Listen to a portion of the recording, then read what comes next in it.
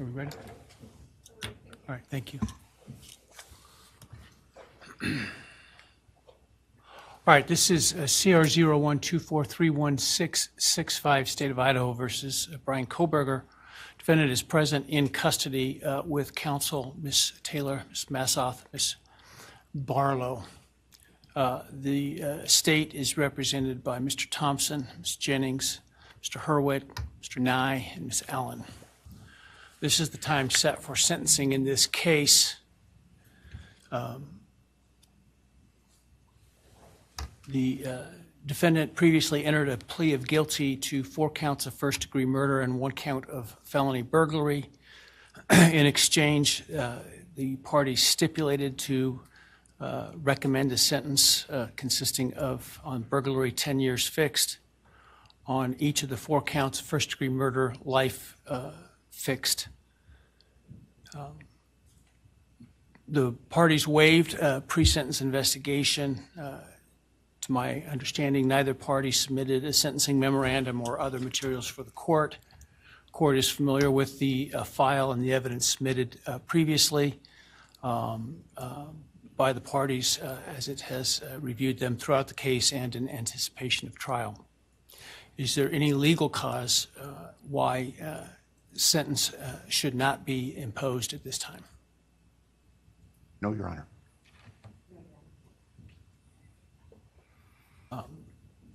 Does the state, before impact statements and arguments, wish to present evidence today?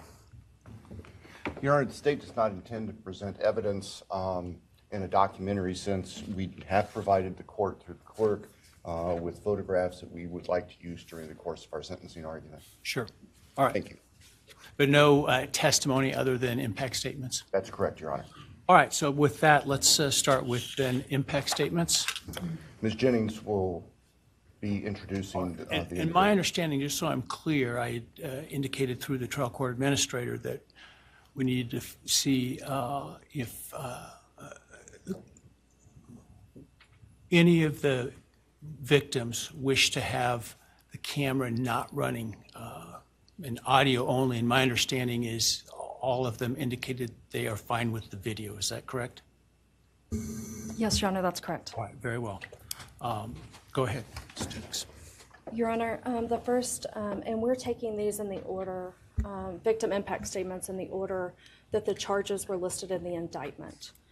The first charge being burglary. So we will have Bethany Funke's statement, and she has asked that her friend Emily Allant read that statement. All right, any objection to that? No objection. All right, very well.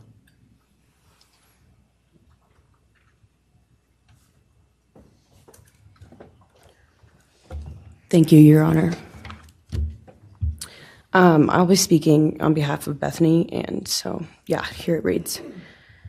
My name is Bethany Funke, and I was roommates with Maddie, Kaylee, Xana, and Ethan. I not only lost some of my best friends, but I also lost a sister. Never in a million years would I have thought that something like this would have happened to my closest friends. I thought that we were going to wake up and go upstairs, see them and tell them how they had scared us and that they were going to tease us about how we are constantly scaredy cats. And make jokes as we would go like always. But sadly, that is not what happened and what turned out to be my worst nightmare. When I first woke up that morning, I had no idea what happened. I woke up around 7 with a terrible toothache, so I called my dad, who is a dentist, and he asked what I should do. He told me to take Advil, so I did, and I went back to sleep. I was still out of it and still didn't know what happened. If I had known, I of course would have called 911 right away. I still carry so much regret and guilt for not knowing what had happened and not calling right away, even though I understand it wouldn't have changed anything, not even if the paramedics had been right outside the door.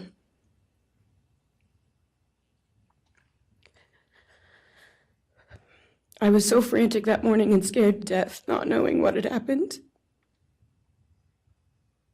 And when I made the 911 call, I couldn't even get out the words.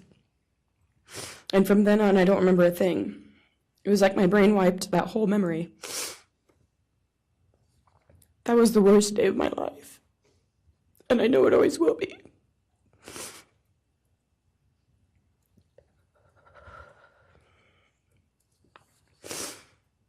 While I was still in shock, trying to process the fact that my friends were truly gone, I had been attacked by the public. I was grieving, numb, and unsure of what had happened was even real. And at the same time, I was getting flooded with death threats and hateful messages from people who did not know me at all or know the dynamic of our friendship. Social media made it so much worse, and strangers made up stories to entertain themselves. The media harassed not just me, but also my family. People showed up at our house. They called my phone, my parents' phones, other family members' phones, and we were chased while I was still trying to survive emotionally and grieve the loss of my friends. I hated and still hate that they are gone, but for some reason, I am still here and I got to live. I still think about this every day. Why me?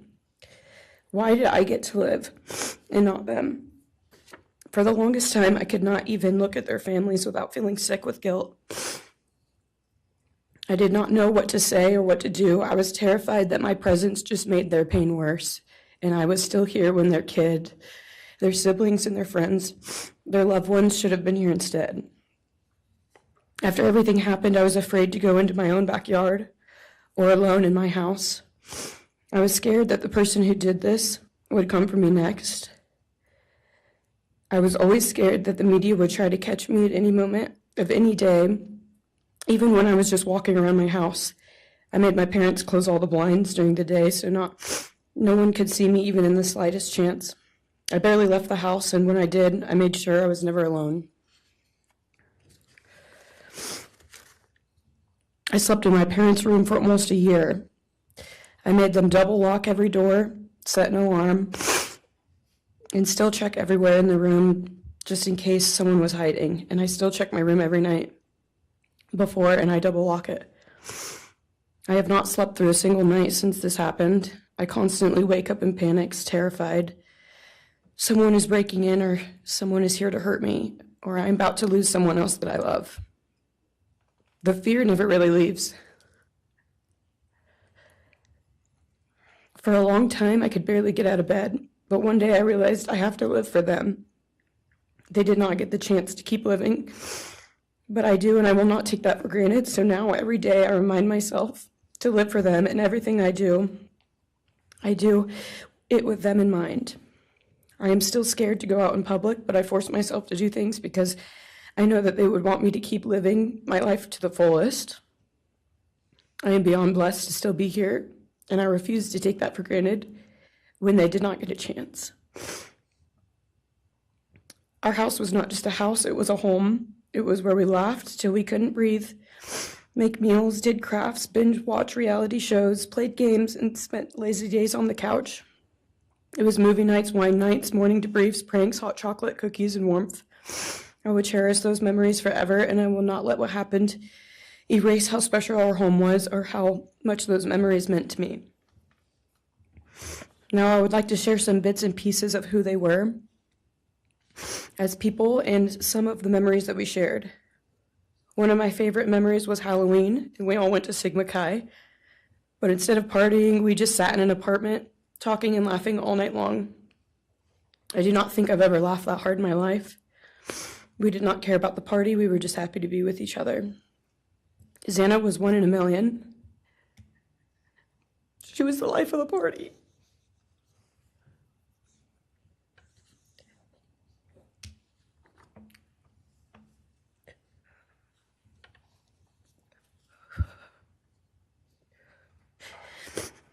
But she was also the kindest and funniest person I knew.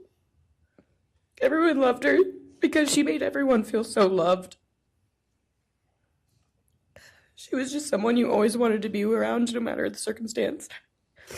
One of my favorite days with Xana was when she laid on the couch, when we laid on the couch together all day watching movies and snacking. Or when she, Maddie, and I would go and get margaritas, chips, and salsa. She would also light up a room with her presence alone. Kaylee had the most beautiful, radiant smile. She was so kind, but also one of the funniest people I've ever known. She loved playing little pranks. She always had us laughing so hard that we could not breathe. She was so full of energy and life. I really believe that she could have ruled the world if she wanted to, and she would have been America's sweetheart. Ethan was the sweetest, most genuine guy. He was always smiling and always making other people smile too. Ethan was the kind of person you wanted around. He was so kind and easy to talk to, and just so fun. And the way he cared for Xana was truly something to admire. And really was proof that storybook love and true romances really do exist. It was not only obvious to me, but everyone that was around Ethan and Xana that they were absolute soulmates. Maddie was not only one of my best friends, but she was the older sister I would have always wanted. There was no one I looked up to or admired more than Maddie. She was truly a ray of sunshine, and everyone was drawn to her. She was so kind, loving, funny, fun, and passionate. She had the sweetest soul and wanted nothing but the best for everyone, and to love and show love to everyone. She took me under her wing and always made me feel so safe and included, and above all, loved and valued. She never failed to make me laugh or put a smile on my face. Still to this day, I am beyond grateful that she chose me to be her sorority little, and I thank God every day that I not only got to know her, but had her as one of my best friends. Honestly, I cannot pinpoint one favorite memory with Maddie because I have so many, and this would be a very long read if I did. But if some little memories with her that I cherish is when the two of us made a nice dinner and split some wine, or when we would binge watch Jersey Shore or Summer House. When we came up with a whole dance routine on Halloween and danced and sang all night, like no one was watching. All the late night walks home from going out, and just little shopping trips and so much more. I am beyond blessed that I had the chance to know each and every one of them. They changed my life in ways I would have never put into words. I hope that they are remembered for who they are, not what happened to them, because who they are were so beautiful, and they deserve to be remembered in the highest way. My heart breaks every time I go to text one of them or how badly I wish I could see and hang out with them. And then I remember I cannot. I will never be able to again. But I still talk to them in my prayers every single night, and I always will. I wish more than anything I could hug them one last time. And I wish I could tell them how much I love them. And even though I cannot, I still tell them every night. I will keep living for them as long as I am lucky enough to still be here. And they were all truly one of a kind, and they will be in our hearts forever and always. Thank you, and please convey to Bethany my appreciation for her courage, and I hope that she heals. Next is Dylan Mortensen. We're asking for some accommodations for Ms. Mortensen and that she be allowed to sit in my seat. Sure.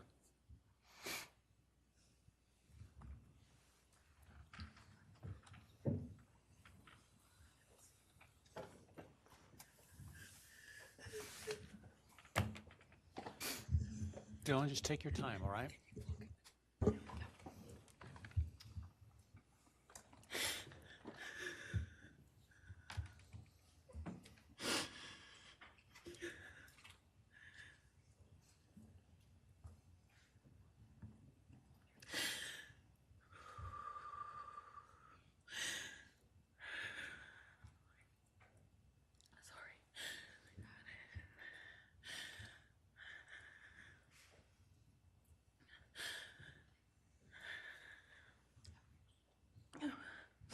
Thank you, Your Honor. What happened that night changed everything. Because of him, four beautiful, genuine, compassionate people were taken from this world for no reason.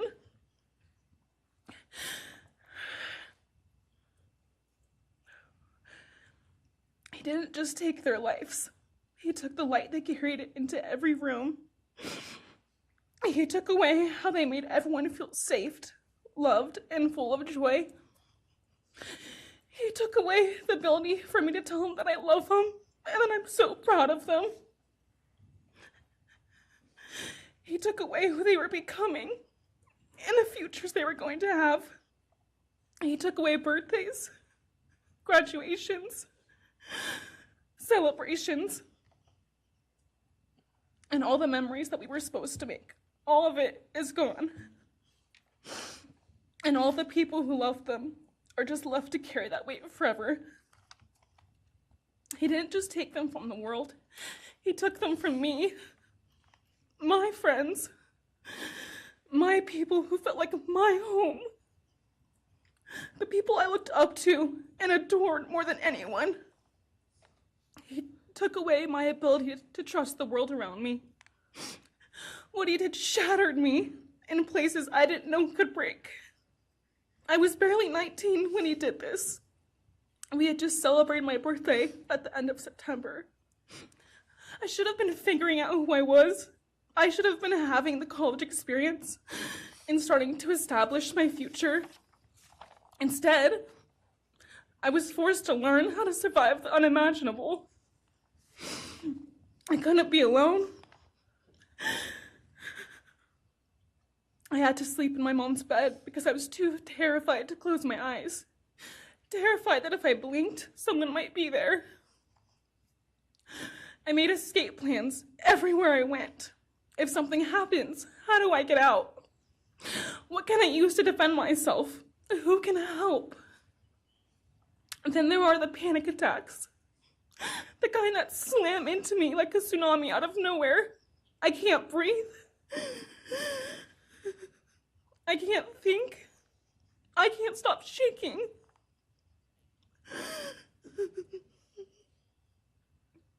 All I can do is scream because the emotional pain and the grief is too much to handle.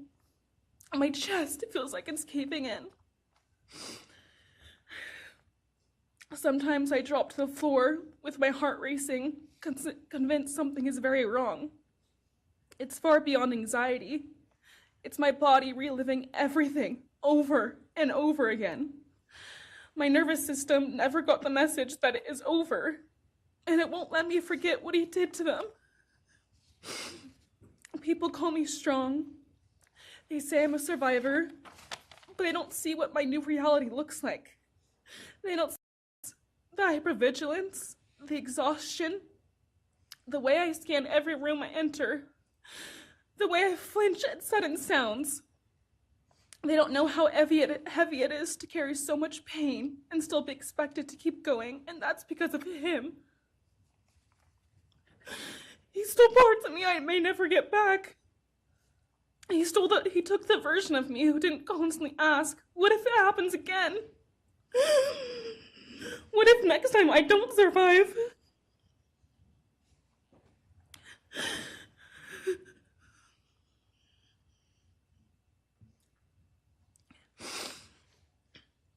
He may have shattered parts of me, but I'm still putting myself back together. Piece by piece, I'm learning how to live in this new version of life. It is not easy. It hurts, but I'm still trying. Still trying, and I'm not trying just for me. I'm trying for them, my friends. About a year ago, I had a dream about them. I got to say goodbye. I told them I won't be able to see you again, so I need to tell you goodbye. They all kept asking why, and all I could say was, I can't tell you, but I have to. When I woke up, I felt shattered and heartbroken, but also strangely grateful. Like maybe in some way that dream gave us the goodbye we never got. Still, no dream can replace them, and no goodbye will ever feel finished. He is a hollow vessel, something less than human. A body without empathy, without remorse. He chose destruction. He chose evil. He feels nothing. He tried to take everything from me. My friends, my safety, my identity, my future. He took their lives, but I will continue trying to be like them, to make them proud. Living is how I honor them. Speaking today is to help me find some sort of justice for them. And I will never let him take that from me. He may have taken so much from me, but he will never get to take my voice. He will never take the memories I had with him. He will never erase the love we shared, the laughs we had, or the way they made me feel seen and whole. Those things are mine. They are sacred, and he will never touch them. I get to feel sadness. I get to feel rage. I get to feel joy even when it's hard. I get to feel love even when it hurts. I get to live. And while I will still live with this pain, at least I get to live my life. He will stay here, empty, forgotten, and powerless. Dylan, thank you so much for your courage. I appreciate it.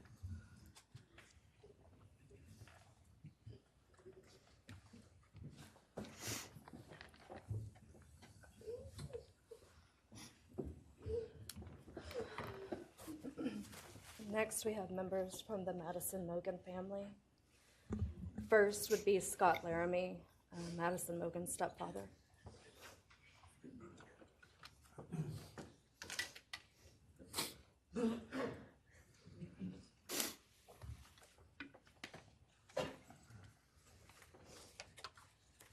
Standing by him is Karen Laramie, Madison's mother.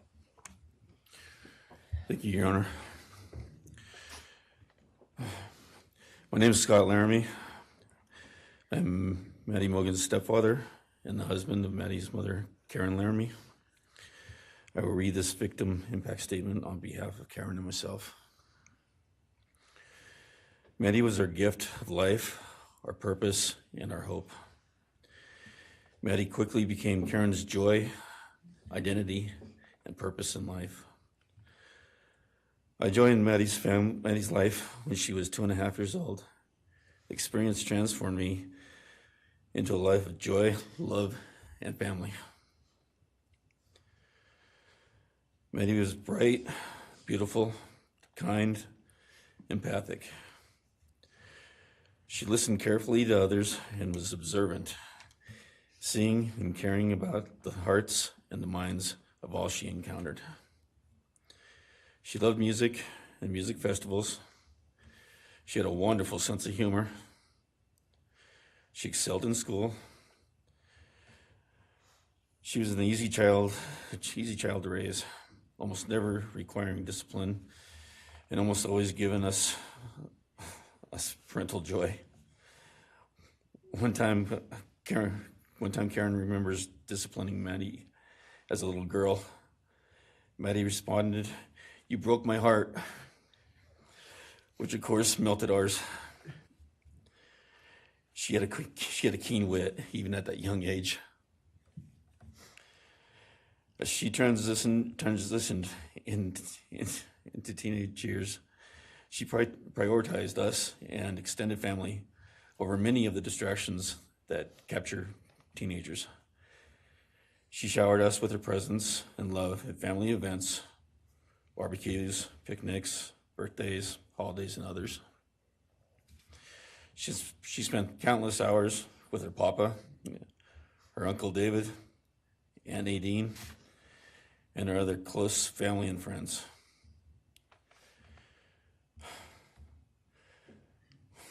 This world was a better place with her in it. As she reached adulthood, Maddie applied her studies to be a marketing professional, entering into an internship at Payne West, and started planning her professional future. As with all things, she involved Karen and myself in the joy of her journey. As she transitioned into womanhood, Karen and I continued to be astounded at this wonderful and accomplished person we had created. All parents dream of their children accomplishing more than them. We realized this dream, all we had not become, she was becoming. Karen and I are ordinary people, but we lived extraordinary lives because we had Maddie. Maddie was taken senselessly and brutally in a sudden act of evil. She was taken along with the young, promising, and bright lives of Kaylee, Xana, and Ethan. First, we felt disbelief. Next, we felt disorientation. Then we felt grief overcome us. Our grief is compounded even more for the Goncalves, Kernodle, and Chapin families. We speak of hope and healing, and we do have hope and some healing. But the vast emotional wound will never fully heal. Since Maddie's loss, there's emptiness in our hearts, home, and family, an endless void. After losing her mother in a car crash, Karen took years to grieve and recover. The feeling that her life with Maddie and Abe was perfect helped her to start to heal. Now, this is no longer perfect. After Maddie's loss, Karen felt like she was spinning out, emotionally collapsing into anxiety and depression. She sometimes asks, how am I supposed to go on when I've lost my favorite person in the world? I felt the same, and we continue to struggle. The loss of Maddie has impacted so many beyond our family. Her second family is her sorority sisters who grieve alongside us. She has so many close friends who suffer from her loss. We will continue to be, her loss will continue to be felt by the Vandal community, including Vandal Solutions on campus, where she volunteered her time for others.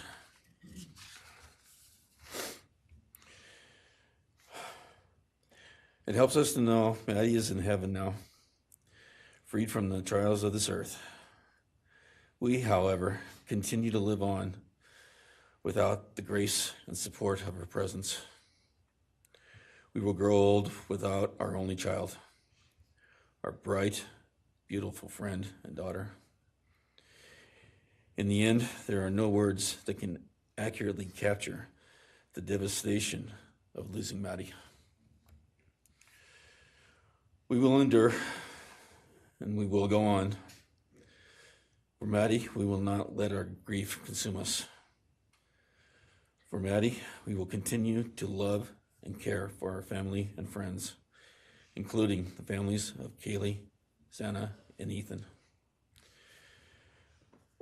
We will remain united with them. We can only hope that others out there suffering similar losses can look to us and see that we can overcome hatred, darkness, and evil. We know the law allows us to comment on the defendant and his sentence. As for his sentence, we support the plea agreement. Society needs to be protected against this evil. As for the defendant, we will not waste the words, nor will we fall into hatred and bitterness. Evil has many faces, and we now know this, but evil does not deserve our time and attention. We are done being victims. We are taking back our lives. We will turn our time, talents, and attention to hope, healing, and helping others, and to the future. We invite all those who have suffered with us on this to join us in our journey. We can make this world a better place. We can move on from tragedy. Adversity will visit us, evil will visit us, but we will overcome. We can and will endure. Karen and I express our gratitude to Your Honor and to the prosecution team for allowing us the opportunity to make this statement. Thank you. Thank you so much for your courage, and I am so sorry for your loss. God bless Your you. Honor.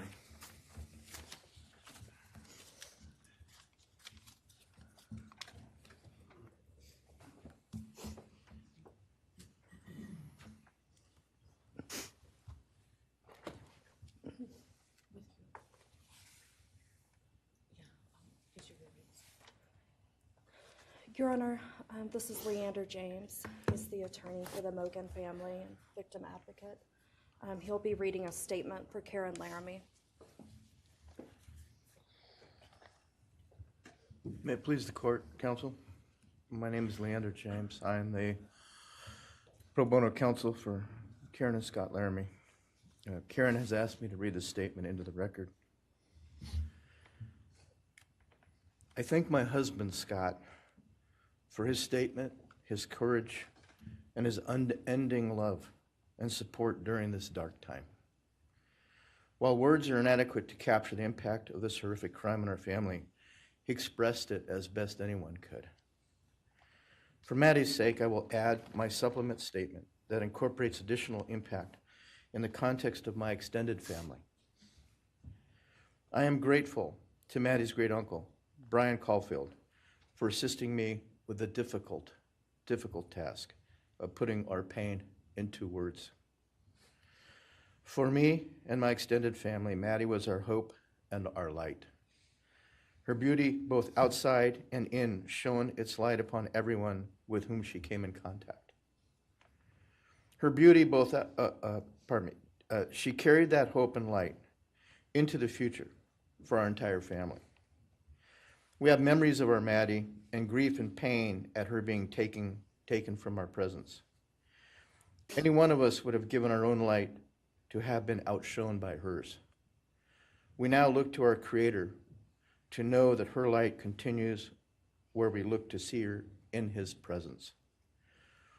Those who commit evil for their own twisted gains and purposes truly defile the efforts and sacrifices of mothers, fathers, families, teachers, clergy, public servants, service members, and all those who commit themselves to the greater good, freedoms, and the future light of our nation.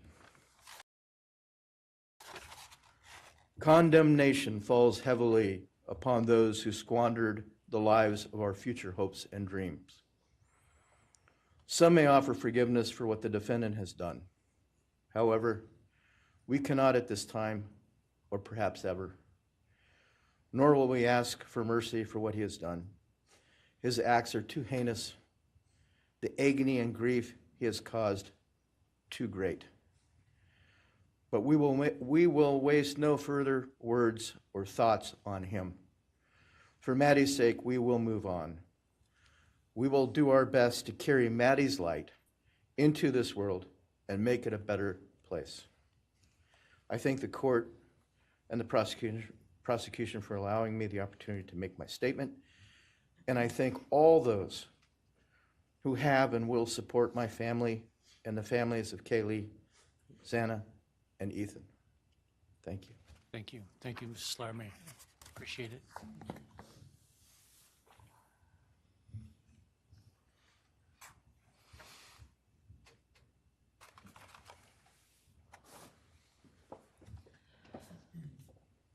Next is Ben Mogen, the father of Maddie Mogen. Yes, of course. Actually, Your Honor, it'll be Kim Cheeley, the grandmother of Maddie Mogen.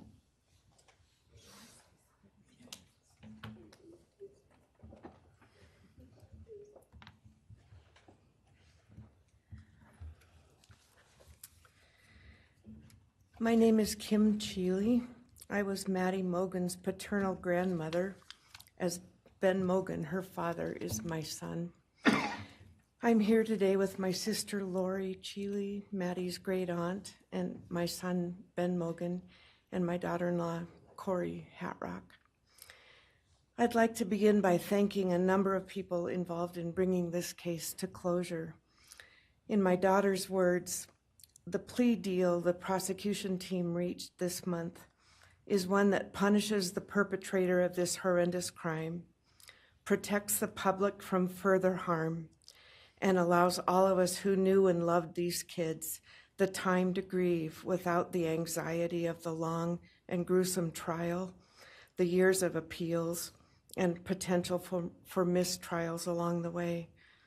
My family and I are so grateful to Bill Thompson and his prosecution team for their dedication and painstaking work that forced the perpetrator to admit his guilt. We want to thank the Idaho State Police, the Moscow Police Department, the FBI, and Judge Hippler. We'd also like to thank the University of Idaho officials who have treated the families of the victims with such dignity and kindness, and who have honored the 4 victims beautifully. Maddie was my first grandchild, so when she was born, all her grandparents had the distinct pleasure of deciding what we'd like to be called. I chose Nana, pretty original. But when Maddie was about 1.5 years old, her papa, Ben's dad, and I were planning to visit the new little family in Oregon. Maddie didn't have an extensive vocabulary at the time, but for some unknown reason, she called bananas ba-deedle-deedles. When Karen and Ben told her Nana was coming to visit, she figured, I say deedle-deedle for that word. So I became deedle-deedle, shortened to Deedle when she was about 6 or 7, and I was Deedle all her life. I don't think her stepdad, Scotty, ever knew my given name was Kim. Maddie's and my birthdays were 1 day apart, and a couple years before she was killed, she gave me this necklace with Deedle and Maddie engraved on it, and I added an angel wing, and it's one of my treasured possessions. I also got an angel wing tattoo, never thought I'd see the day, but along with many members of our family, replicating the one that Maddie and her sorority sisters had. I wanted mine where I could see and touch it often. From preschool through grade school, I stopped teaching piano lessons early on Wednesdays and picked Maddie up for bubble baths, brownies, and books. It was our special time together, and she went home those nights in her jammies with a pan of warm brownies for her family. Although Karen and Scotty raised Maddie and did such a lovely job of parenting, we Mogens were lucky to have her for holidays and many other family gatherings. We'll always have our treasured memories of Maddie growing up in our big, extended, cooperative family, and I thank Karen and Scotty Laramie for being so generous and open and sharing Maddie with her Mogen side of the family. When the 4 kids were murdered, the foundation fell out of our world. Initially, the fear was truly debilitating. The first 6 weeks were excruciating. Despite the vigils, memorials, candlelight gatherings of students, friends, family, community members. After the arrest in the past 2.5 years, my family has lived with grief, with the effects of traumatic grief, of which I was blissfully unaware before all of this. I now have a stack of books on grief. I've attended grief classes at hospice. I've tried EMDR, a technique that helps replace disturbing visions with something more comforting. My son Ben, his 2 sisters, Maddie's aunts, and I have all experienced depression and anxiety and sleep disturbance, requiring medical intervention at times. We've all sought counseling off and on. The struggle with media attention was extremely difficult, especially for Ben. No one should live through the violent murder of one's child. Some days it's beyond me how the parents of these kids are still upright. I'm thankful for the strong families and communities that are supporting the survivors. At the time, I could think of only two blessings surrounding the horrific murders. One was that Ben was living with my partner Tom and me at the time, and that we could support each other emotionally through it all. Sadly, Tom died a year ago of a rare brain cancer, and he won't be here to see justice served. He was our family's rock, and we all miss him every day. A second blessing is that my mother died of COVID several months before the kids were killed, and she didn't have to live through the horror. It was difficult to identify blessings. So we've all lost our dear child and a future with her. I ache for the loss of the dreams that she and her true love, Jake, held. And my heart goes out to Karen and Scotty and your side of Maddie's family. You've had more than your share of loss. My heart aches for the kids' roommates and the families of the other victims, and also the family of the perpetrator.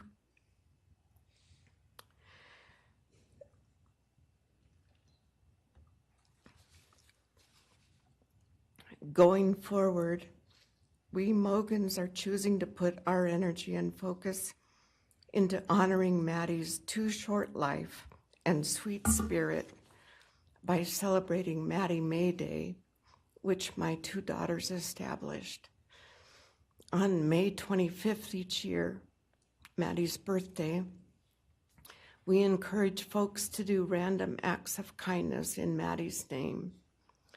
In my daughter Katie's words, may we all protect our peace in whatever way possible, unite in community, and focus on joy. Please do an act in kindness in Maddie's honor during this week, so a glimmer of Maddie's light may live on. Thank you. Thank you, and I appreciate your courage, and bless you and your family. Thank you.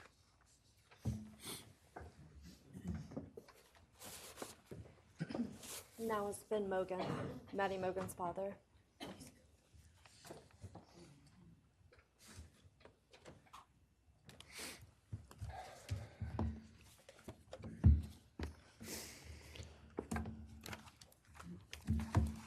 I'm Benjamin Mogen. I'm Maddie's dad. And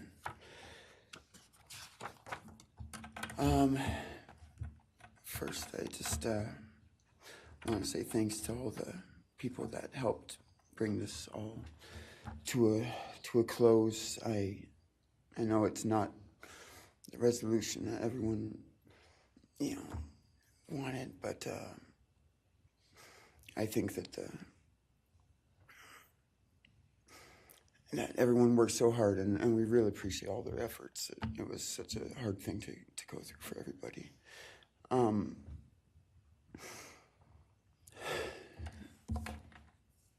Maddie was my only child that I ever had. She was the only great thing I ever really did, and the only thing I was really ever proud of. And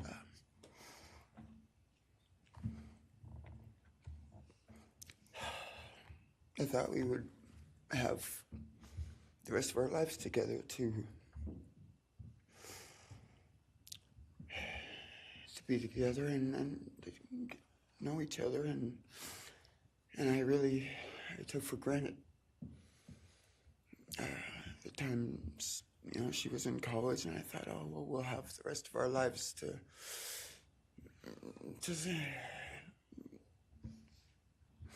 do all the stuff that we're supposed to do, and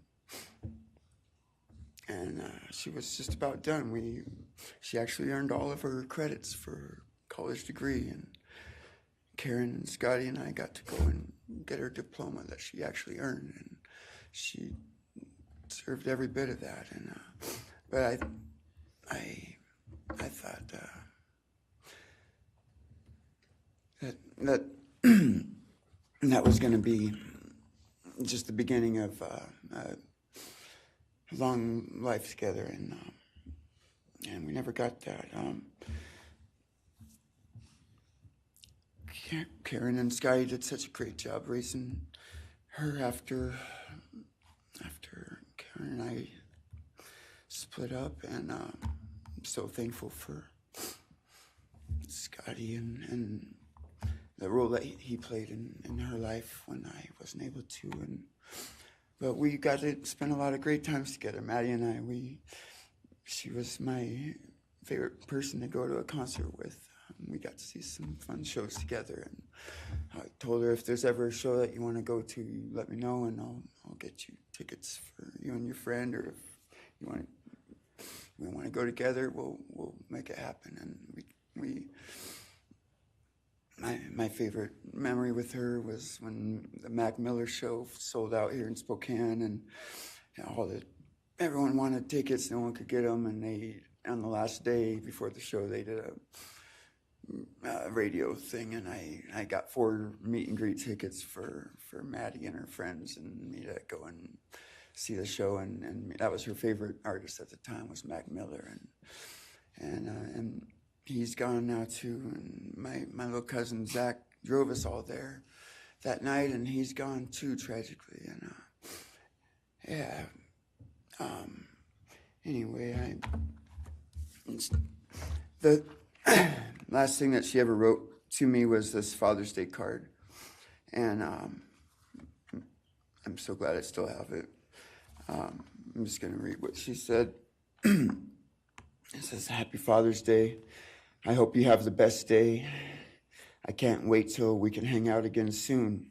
I'll be in Coeur d'Alene, 624 to 74. Hopefully we can find a time then.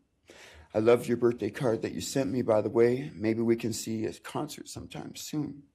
I'd love to see the gorge when it's not so smoky out. I hope you're doing well. I'm proud of how far you've come. Thank you for always encouraging me to do my best. Love you lots and lots. Love, Maddie May." She did encourage me to not just to do my best, but to live on. I went through a lot of issues with addiction and with substance abuse, and when I wasn't wanting to live anymore, she was what would keep me from just not caring anymore, and knowing that she was out there and that she was just such a beautiful person kept me alive a lot of rough moments, and I'm so glad that she was able to meet Jake. He was the only one that actually ever got to take her to the gorge. They went and saw Watershed together, and yeah, they had a heck of a time. I'm glad she got to. That's a really special place for me, and she always wanted to work out there with me in the summer sometime. She never got to, but at least she got to see it once with Jake. He was such a great guy. He is such a great guy. And I really wanted to see what a future with them would have looked like. I'll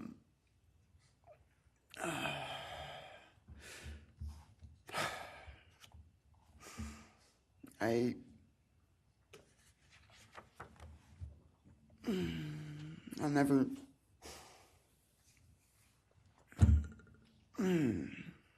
be able to replace her. I wrote a bunch of stuff. I just don't know what to say right now. I just miss her so much, and I just love her more than anything. And it shouldn't have happened. And a death sentence is one thing, you know when it's going to happen, and it's going to be all gentle and stuff. But, life without parole, with a building full of people that all just want you to not be around anymore, winking at every morning, not knowing if that's the day they're going to pull your card. I mean, it's not a very nice sentence either. So, I don't know. I just love you, Maddie, and I wish you were still here. Thank you so much.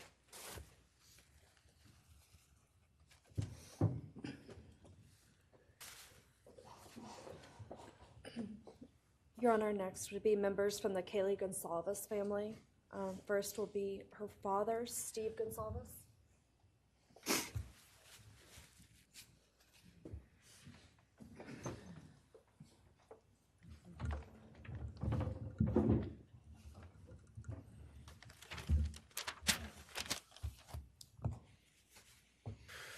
Today, we are here to finish what you started.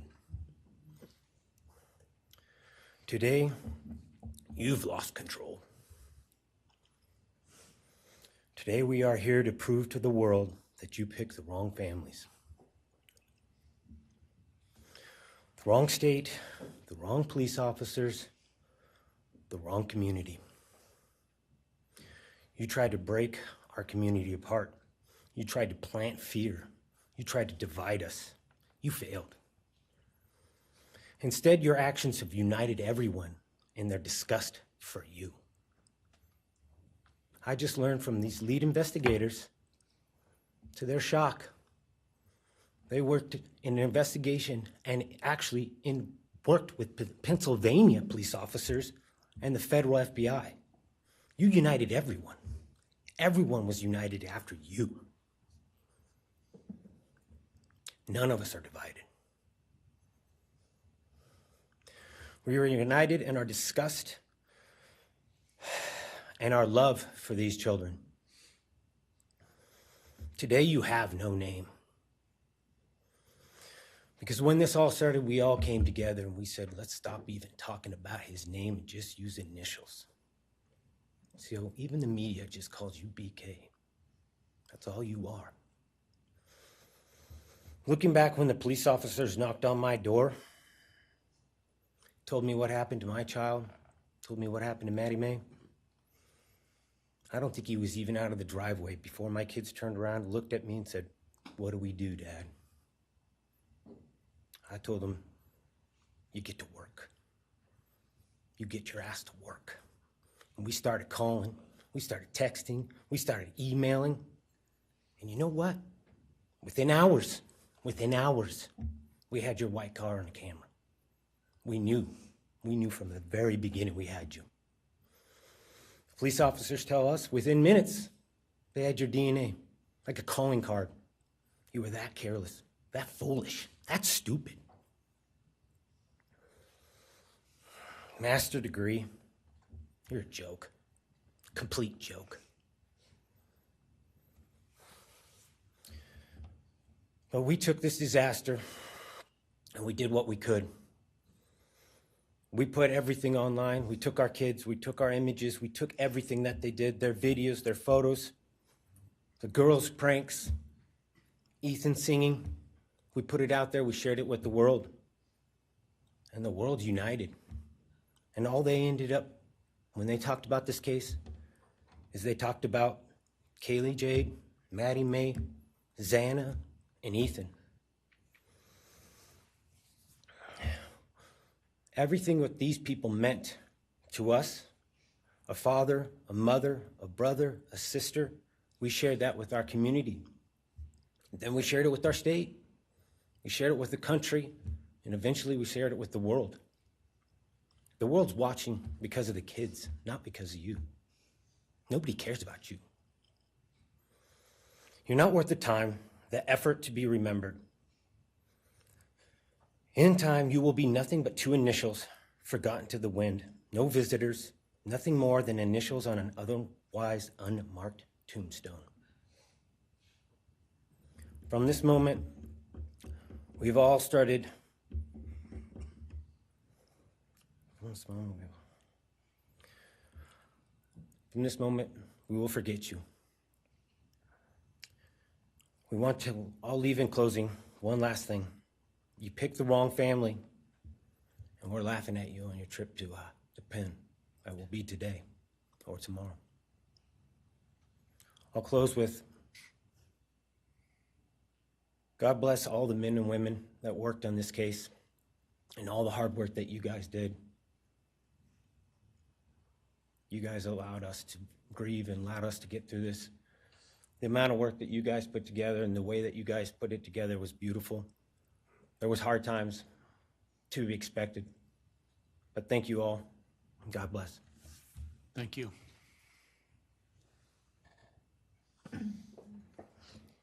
Your Honor, next is Stephen Goncalves, Kaylee's brother.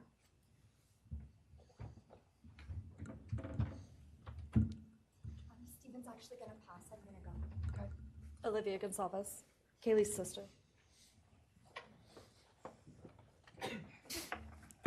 Hello, I'd like to start by thanking the court for allowing me the time and opportunity to speak today. My name is Olivia, and I'm the big sister of Kaylee Goncalves, and I was blessed to love Madison Mogen as a sister too. I'm not here today to speak in grief, I'm here to speak in truth. Because the truth is, my sister Kaylee and her best friend Maddie were not yours to take. They were not yours to study, to stalk, or to silence. They were two pieces of a whole, the perfect yin and yang. They are everything that you could never be. Loved, accepted, vibrant, accomplished, brave, and powerful. Because the truth about Kaylee and Maddie is they would have been kind to you. If you had approached them in their everyday lives, they would have given you directions, thanked you for the compliment, or awkwardly giggled to make your own words less uncomfortable for you. In a world that rejected you, they would have shown mercy. Because the truth is, I'm angry. Every day I'm angry. I'm left shouting at the inside of my own head everything I wish I could say to you. The truth about me is when I heard the news, I didn't cry. I listened for them. I promised them I would, that I would fight for them, that I would show up no matter what it cost me. I swore I'd never let them feel alone. Because you see, I've always been their heavyweight. I've always been the one to fight the battles they didn't feel ready to fight themselves. All it ever took was a call, and they knew I would handle it for them, no matter the time, no matter the cost. They could wave their white flag because they knew I would never back down, not for them, and not even death could change that. Somewhere along the line, I started to think about what I would say to them if I was given just one last chance. If I could gather enough heartbreak or love or sacrifice or whatever it took to get just one message across, what would I say? Throughout this entire process, I've written my feelings down at every moment, my wishes, my love, my denial, my anger. And as one final act of love, I'd planned to read these thoughts, even jarring and discombobulating and not even making sense. Because for me, that was true love. As bare and as naked as it could be, not laced in pretty words or dressed for the occasion, but written through bleary eyes at 2 a.m.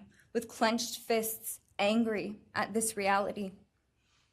My true final act of love was to continue on without them, for them.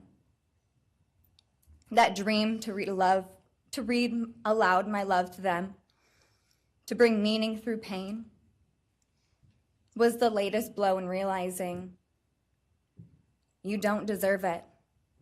And Kaylee and Maddie don't need it. Kaylee and Maddie have always known my love, and they would never ask me to prove it by further victimizing myself to a defendant who has shown no guilt, no remorse, no apprehension. They would say to me, why would you give the satisfaction of showing vulnerability now? You promised you would never back down. And for that clarity, I'm thankful. I won't stand here and give you what you want. I won't offer you tears. I won't offer you trembling. Disappointments like you thrive on pain, on fear, and on the illusion of power. And I won't feed your beast. Instead, I will call you what you are: sociopath, psychopath, murderer. I will ask the questions that reverberate violently in my own head, so loudly that I can't think straight most any day. Some of these might be familiar, so sit up straight when I talk to you. How was your life right before you murdered my sisters? Did you prepare for the crime before leaving your apartment? Please detail what you were thinking and feeling at this time. Why did you choose my sisters? Before making your move, did you approach my sisters? Detail what you were thinking and feeling.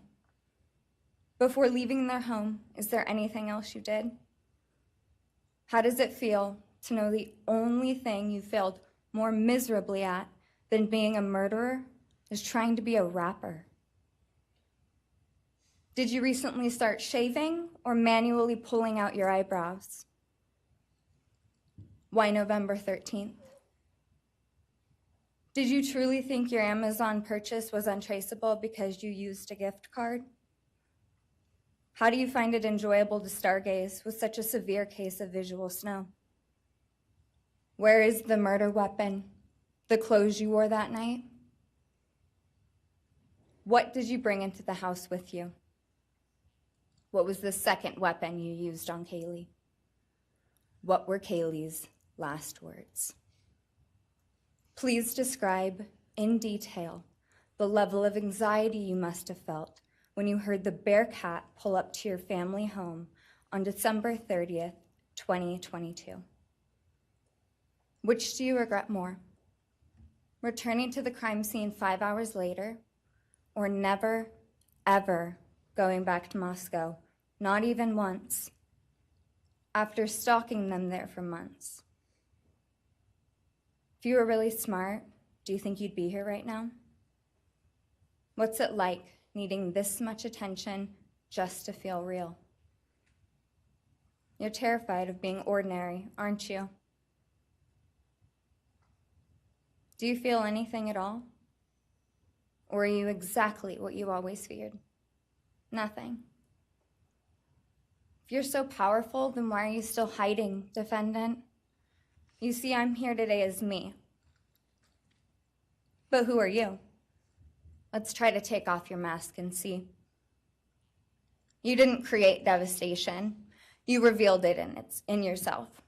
And that darkness you carry, that emptiness, you'll sit with it long after this is over. That is your sentence. And it was written on the wall long before you ever pled guilty. You didn't win. You just exposed yourself as the coward you are.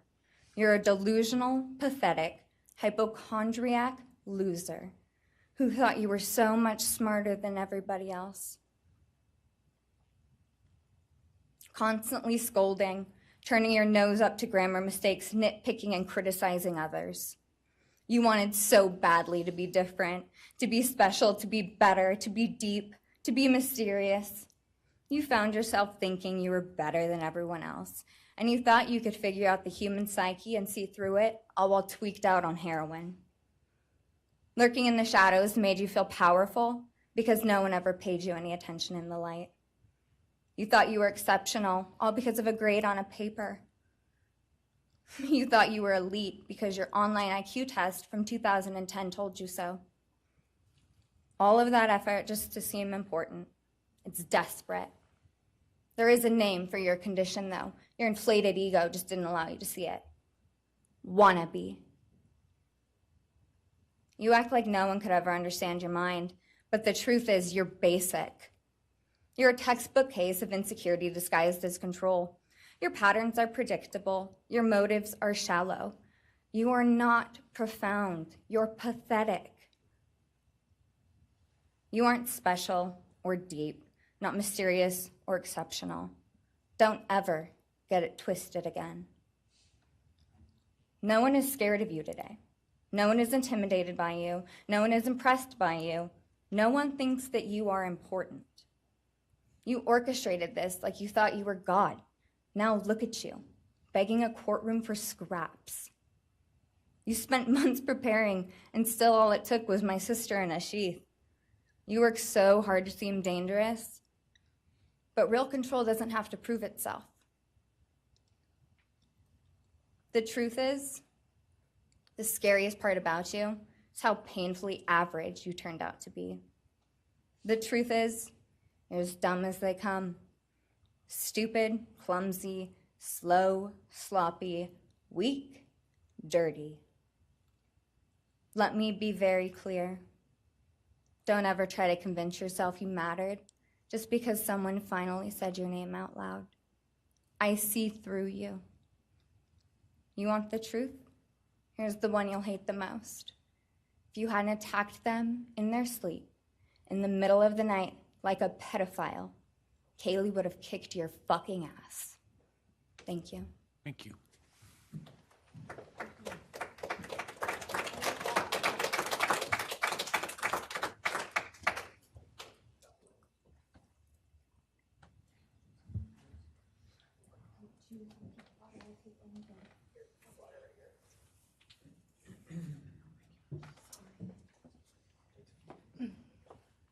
Next is Christy Goncalves, Kaylee Goncalves' mother.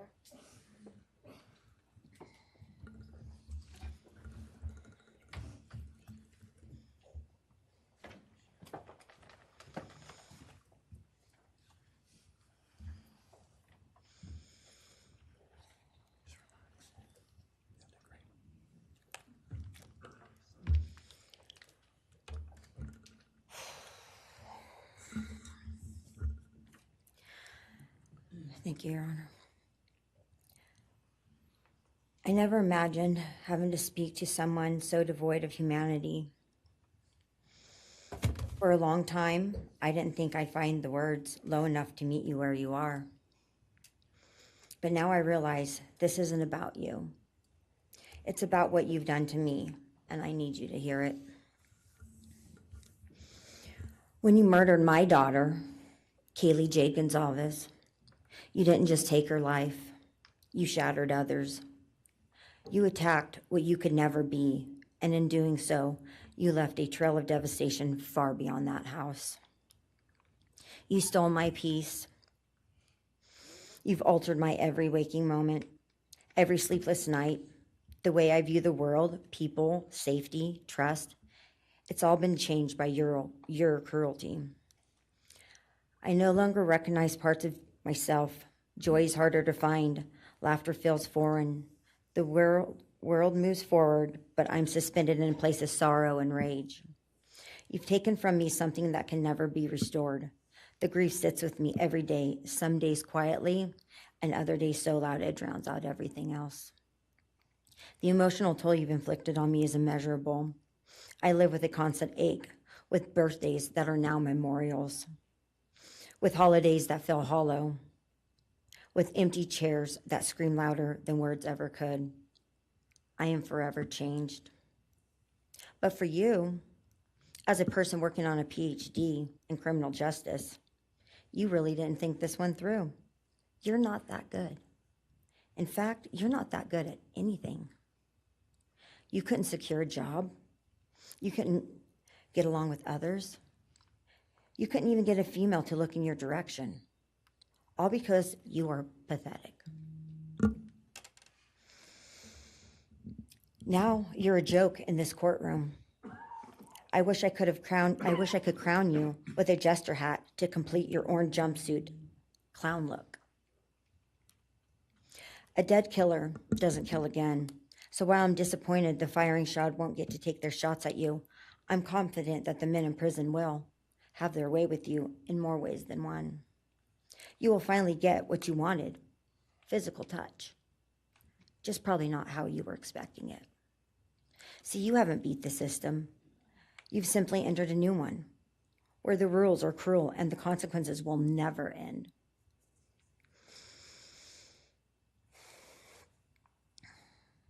You are entering a place where no one will care who you are and no one will ever respect you. You will be forgotten, discarded, used, and erased.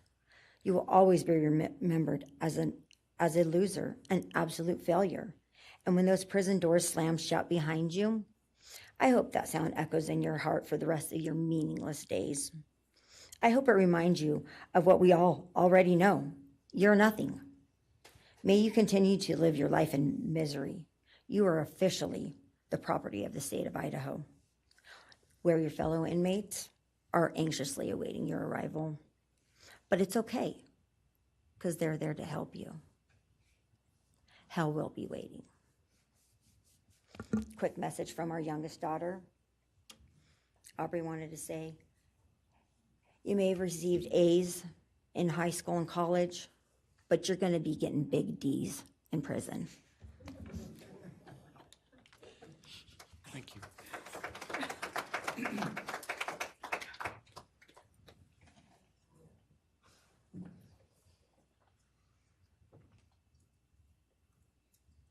Do we have more from the Goncalves family, or are you?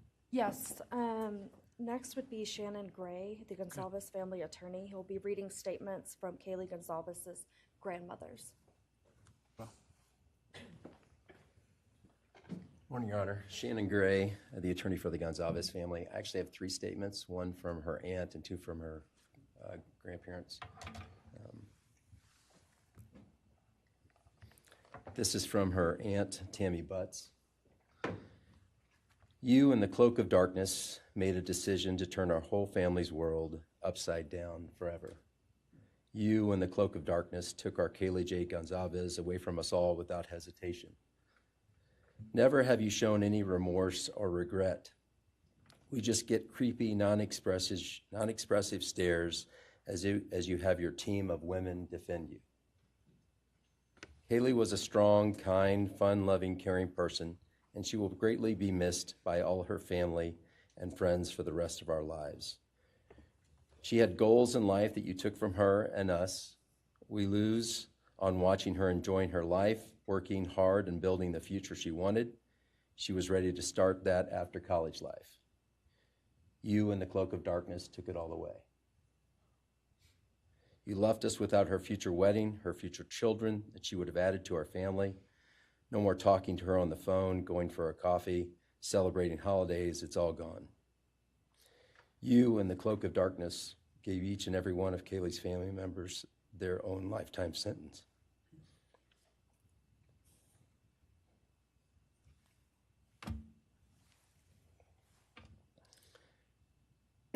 You, in the cloak of darkness, also took our Maddie Mae from all of us. She was so genuine, caring, polite. She was part of our family.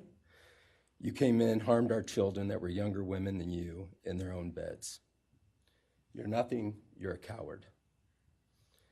It's not right that you have received life.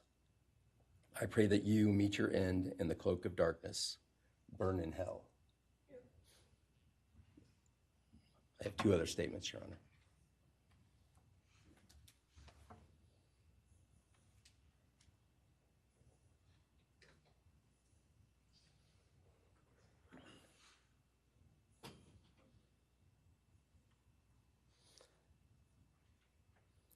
This is Linda Lucan's statement. This is Kaylee's grandmother.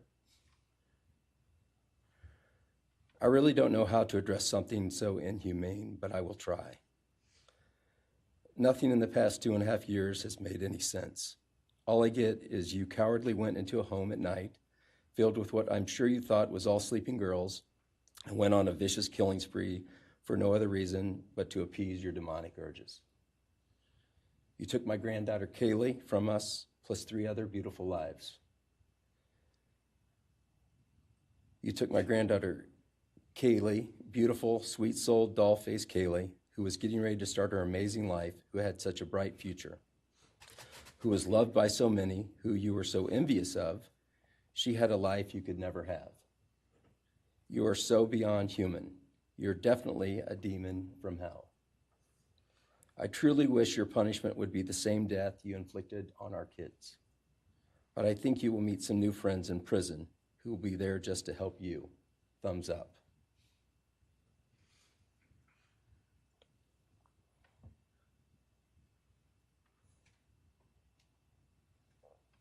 I have one last statement, Your Honor.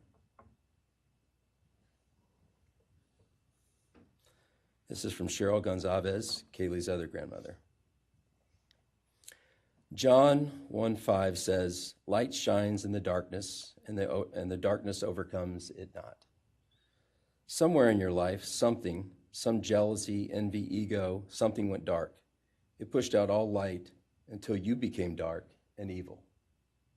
And when you saw my granddaughter and her friends, their light, because they have such a light, you couldn't stand it. Because the darkness in you could not stand the light in them. And so you decided to destroy it. Cowardly, you walked into their rooms in the dark and took their lives, hoping to get rid of your darkness. But you didn't. You failed. Because you know what was once a light shown only to their friends, families, and loved ones is now all over the world. Everyone sees it. Their smile, their beauty, their plans, everything they were and had.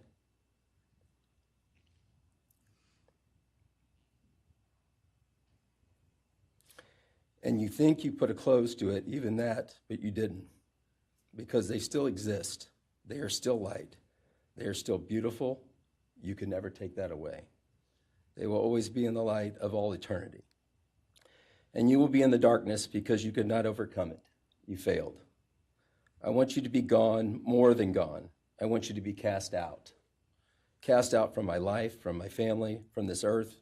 I will not allow your hatred to penetrate into my own soul. You did not get that power. You are evil, and in the end, evil is eradicated. You didn't take Kaylee's light, you spread it into the world. Thank you, Your Honor. Thank you. All right. Are you moving to a different family now? All right, why don't we take a 10-minute recess, all right?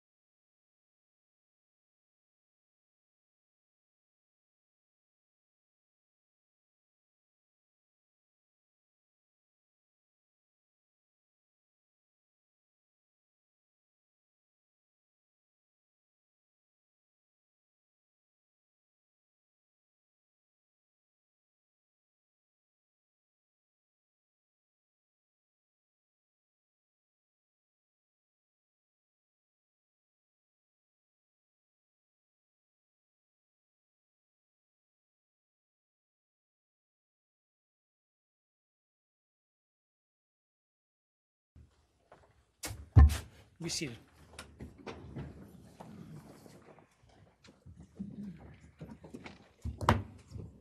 All right, Ms. Jennings. Thank you, Your Honor. The next family is the family of Xana Kernodle, and first would be Jasmine Kernodle, Xana's sister.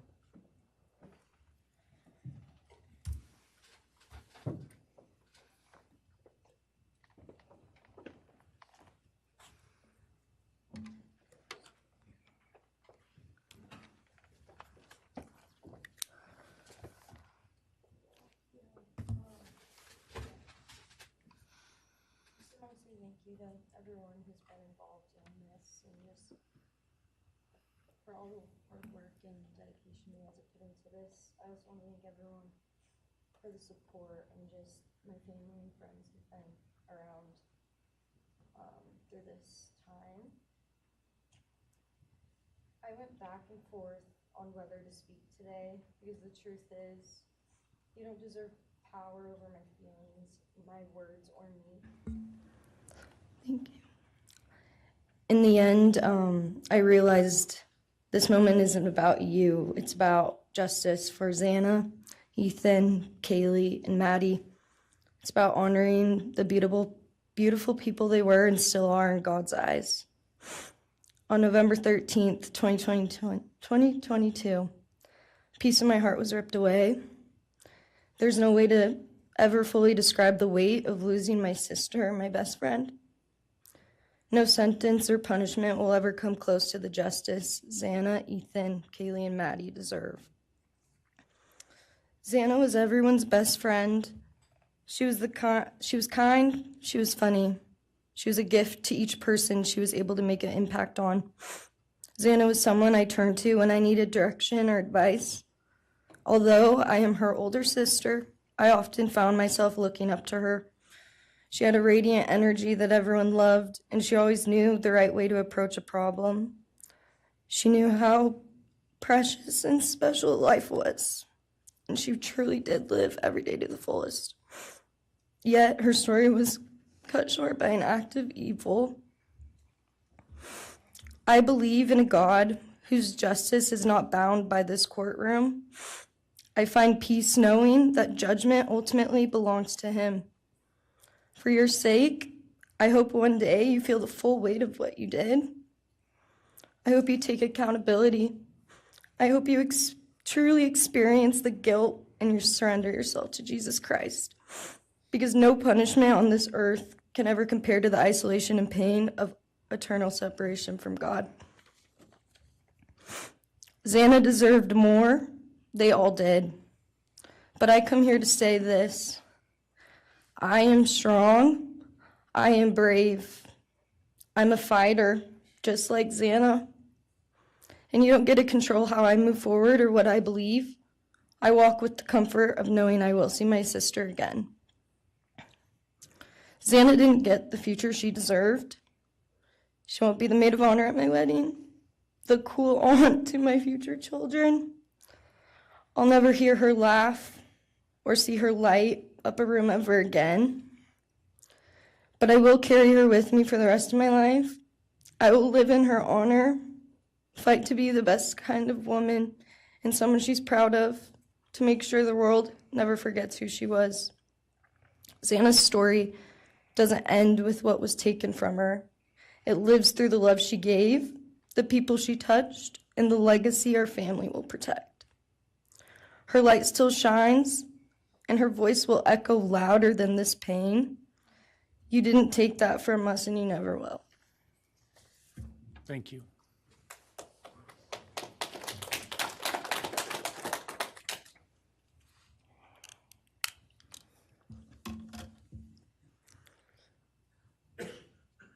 I just want to say before I start, I'm Xana's dad, Jeff Kernodle. It's been a hard road down, because she's gone. And I want to thank everybody, other their families that's speaking so far, spoke about things. I agree with everything they have to say. It all comes back to a lot of the same things that I've had to deal with and we as a family have had to deal with. And that brings me, basis of what I'm talking about a little bit is on my way up here, flying up here in the plane, and about halfway through the flight, this little girl is calling out for her dad. Hey, dad, and then in my mind, I was kind of half asleep. It's dark on the plane. I heard Xana calling out for me like she did, back when she was little, 5 years old. And those times were hard. It was chaotic, but we always had something to work toward that was in a positive direction, compared to right now, which is necessarily not as positive as that for sure. And I know I miss Xana a lot. My life's been changed, and Xana had a great impact on me. And the impact was when she was gone, I realized how important she was and what she really did for me, influenced me, was way beyond what I ever thought. She'd call me up on the weekends, check on me, see who's with me. She's like accountability to your youngest daughter. And that really made a big difference. It made me really think about things and what it's all about, That's the things that I miss the most, is those calls on the weekends, the calls at 11 at night. What's going on? You want to meet my friend? Whoever she's with, a couple of her friends, I can meet them, talk to them. And she always did that. And it's pretty cool. I really miss that. And she made a big impact on me, on other people, her family. But the impact that she made is so extensive on what happened here. And it goes so far. People from everywhere in the world, are following things, and Xana has made a difference in their lives. So, countless people told me that. They might not even know her. They never knew anything about her. It's what they see, and they just love her and say how they wish she could have been their friend. Could have been their friend, could hung out, and it's like, this is a blessing, this is the little kid was, and definitely was a big blessing in my life, and so is Jasmine, and basically, we worked hard to do the things we did, through the times they were growing up, and through those times, I realized that I wanted both of them to graduate college, and that'd be the ultimate thing for them to do to prepare for the world. Then it came back to me, Xana didn't get to finish college. He had it all figured out. And this all just came back to me when I was there, and that little girl was on the plane doing that. It's like where I was going, what I was going here for. And then I just realized and thought to myself about the wonderful life that she had and we had together. And I still get to have with Jasmine, but that's the part that really counted. It's the part that really counted, is those memories. And those are what I have left, the memories with her and the ones I can make with her, and the life that I can go on with now, which is what she wants.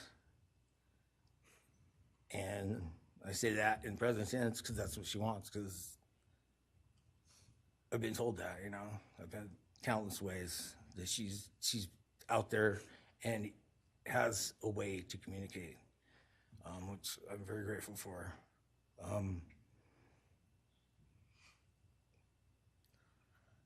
That goes to say that the impact of what happened to them, all 4 kids, goes so much further than just not me, the parents, the families, the community. It goes so far, because a lot of kids, in the colleges, just for an example, they lock their doors now. The door wasn't locked in the back. at Penn State or wherever it was, all the colleges, I know that I've heard they all lock their doors now. So maybe the impact that it's going to make is going to help out and maybe protect some people. Having this outreach and having the influence of what happened to these kids did,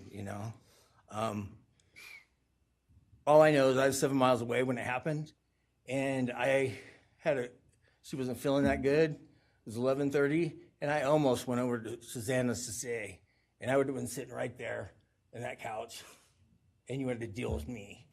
So they would have had a chance, and I regret that, and I regret not going. But the reason why I didn't is because Susanna said, don't be drinking and driving. You got the rental car, don't be drinking and driving, the week before that. So she would have been mad at me to do that. But I really wish I would have drunk and drove, because they would have had a chance, all four of them.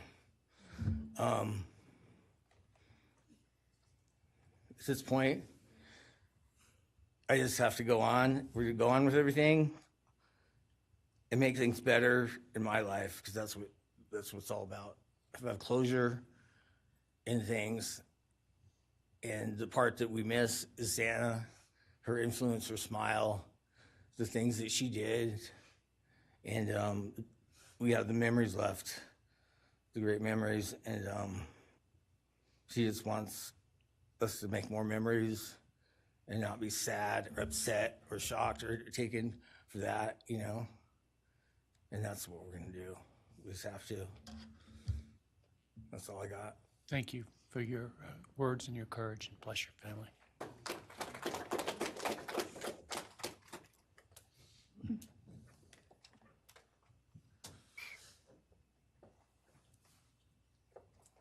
Next, Kim Kernodle would like to address the court.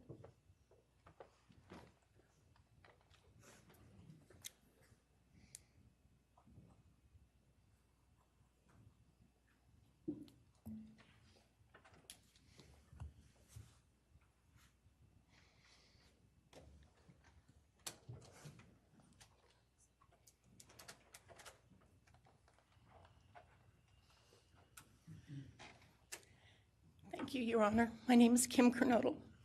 I am Xana's aunt. I was very blessed to have her in my life, in our family.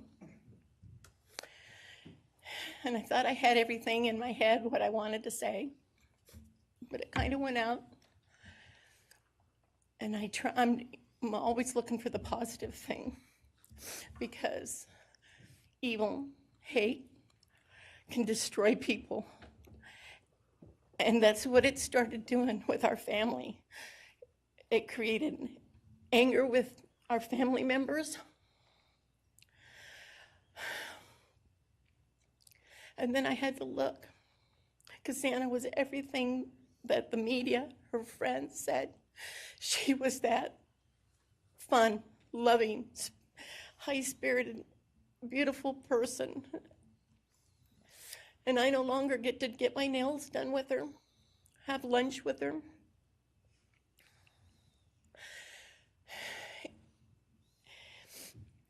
Sorry.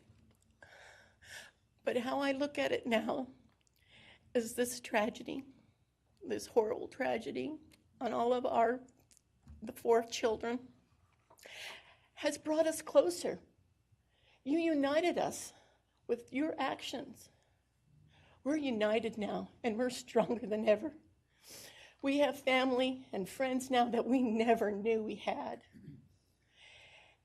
And, this is probably going to bother everybody, but Bryan, I'm here today to tell you I have forgiven you, because I no longer could live with that hate in my heart. And for me to become a better person, I have forgiven you. And anytime you want to talk and tell me what happened, get my number. I'm here, no judgment, because I do have answers or questions that I want you to answer. And I'm here. I'll be that one that'll listen to you. Okay? Thank you, Your Honor. Thank you very much. My name is Stratton Kernodle, and I'm Xana's uncle, Jeff's brother. Sitting here today listening to all the stories and feelings and feeling the pain from everybody is a pretty powerful thing. It's each time a statement was read, it sort of would tug into my center core as I felt everybody's anguish. And Xana meant a lot to us, and we loved her very much. But I started thinking about, instead of rehashing everything that everybody else has talked about, I wanted to direct it another direction toward Bryan and what he's done to his family, his parents, his siblings, his friends, his universe. He has contaminated, tainted their family name, and pretty much made a horrible, miserable thing to be ever related to him. And I know that that's what he has to live with, and that has to be his pain. And that's all I have to say. Thank you.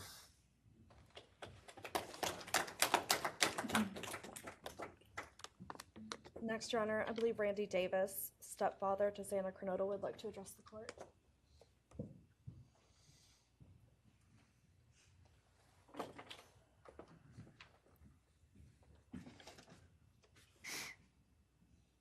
Hi, my name's Randy, stepdad of Xana. I just feel the same way we all do. All of us are united because of something that happened, and I am grateful to know and have met some new family because of this awful event. But this is probably the last time we're all going to be in the same room together, let's be real. So I can say, I love you all, and I feel your pain. And just God bless us all, you know? Just get through it. I had stuff wrote up. It was probably best I didn't read it out. Probably get kicked out of here, so. You know, I'll share one thing to you guys, not to you, with Xana. So I was working in North Dakota and came home, and Jazzy and Xana had taken our son Elijah and put him in a dress, makeup, and it was awful, you know. I was like, I don't know. She was funny. I told her she'd be in the movies and be somebody great one day like that. And now she is just above us as an angel with all the other beautiful kids. So let's hold that to our hearts, because this evil thing is not going to take nothing from us. You, man, I don't know what my limits are here, but I'm really struggling, dude. I am struggling. So I want to just be out in the woods with you, just so I can teach you about loss and pain. I love God. I wouldn't take your life. That's up to him. But I guarantee you, you are weak. God, I would just give a moment, man, 5 minutes out in the woods. Oh, man. Ooh. You're going to go to hell. I know people believe in other stuff. You're evil. There's no place for you in heaven. You took our children. You are going to suffer, man. I'm shaking because I want to reach out to you, but I hope you feel my energy, okay? Go to hell.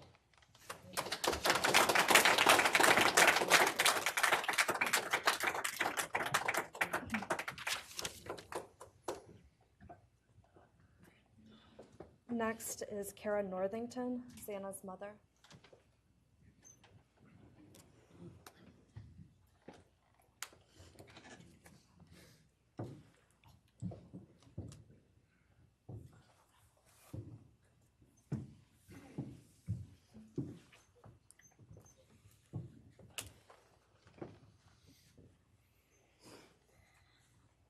I'm Kara Northington. I am Xana Kernodle's mother.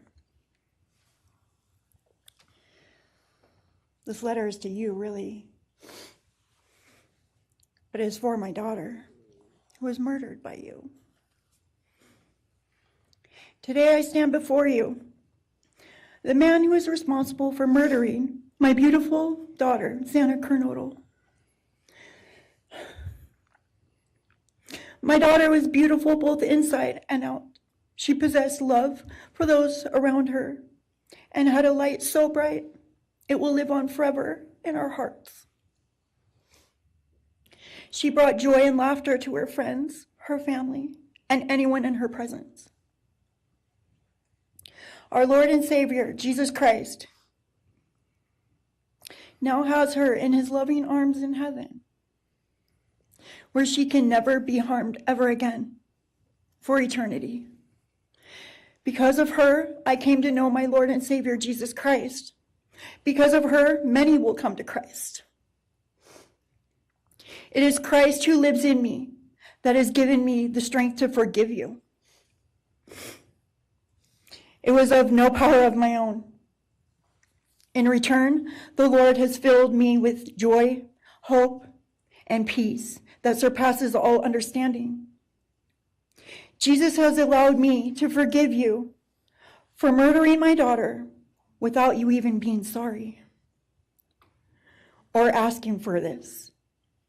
This is only possible because he who lives in me is greater than any evil in this world. For God hath not given us the spirit of fear, but of power and of love and of a sound mind. I do not fear you or even let you rent space in my head anymore. This forgiveness has released me from any and all evil you have inflicted on me and my family. It has allowed me to let our Lord deal with you. You have accepted a deal that will prevent you from receiving the death penalty. Nothing man can do to you can ever compare to the wrath of God. Inevitably, you will stand before our Lord and will have to answer to him over the sins you have committed in murdering our children. I pray you come to the end of yourself before that day. Whether you like it or not, heaven is for real, and so is hell. The innocent life of Xana that you stole from myself and my family, and the destruction it has caused. I am washing my hands of you and turning you over to my Lord and Savior, Jesus Christ, whom vengeance belongs to. In closing, I want to read a passage from the Bible, Ephesians 6, King James Version. Finally, my brethren, be strong in the Lord and then in the power of his might. Put on the whole armor of God, that ye may be able to withstand the wiles of the devil. For we wrestle not against flesh and blood,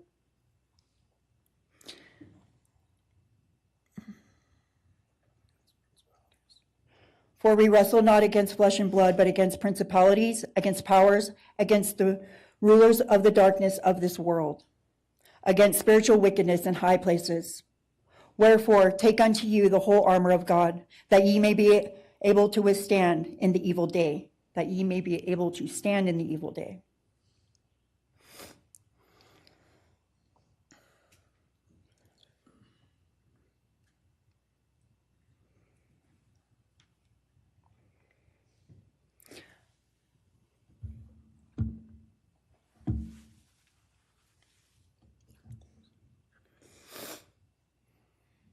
I'm not going to share memories of Xana or any more of the goodness of her with you, because I do not want that to be in your head. I don't want it to be in your head. You don't deserve that. You don't deserve our good memories that we have. I do pray for you. I pray that you come to the end of yourself. I pray that before this life is over, that you ask our Lord and Savior in your heart and to forgive you. I do pray for that. But after today, I wash my hands of you, and you are no longer a thing. Thank you. Thank you.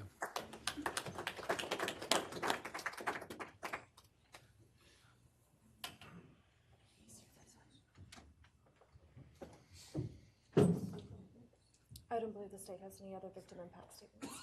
Okay.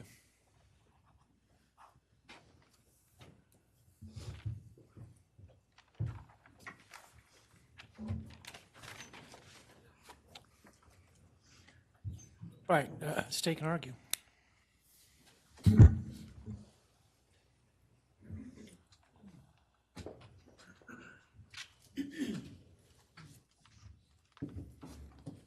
Thank you, Your Honor.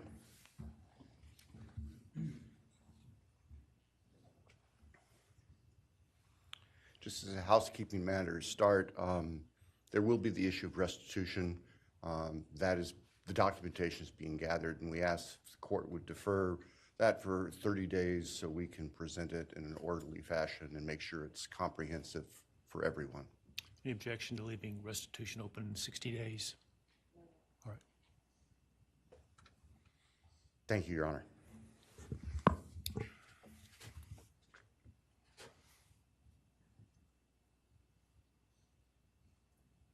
I think it's necessary and appropriate to share, including the court, the background that brings us in front of Your Honor today for these proceedings.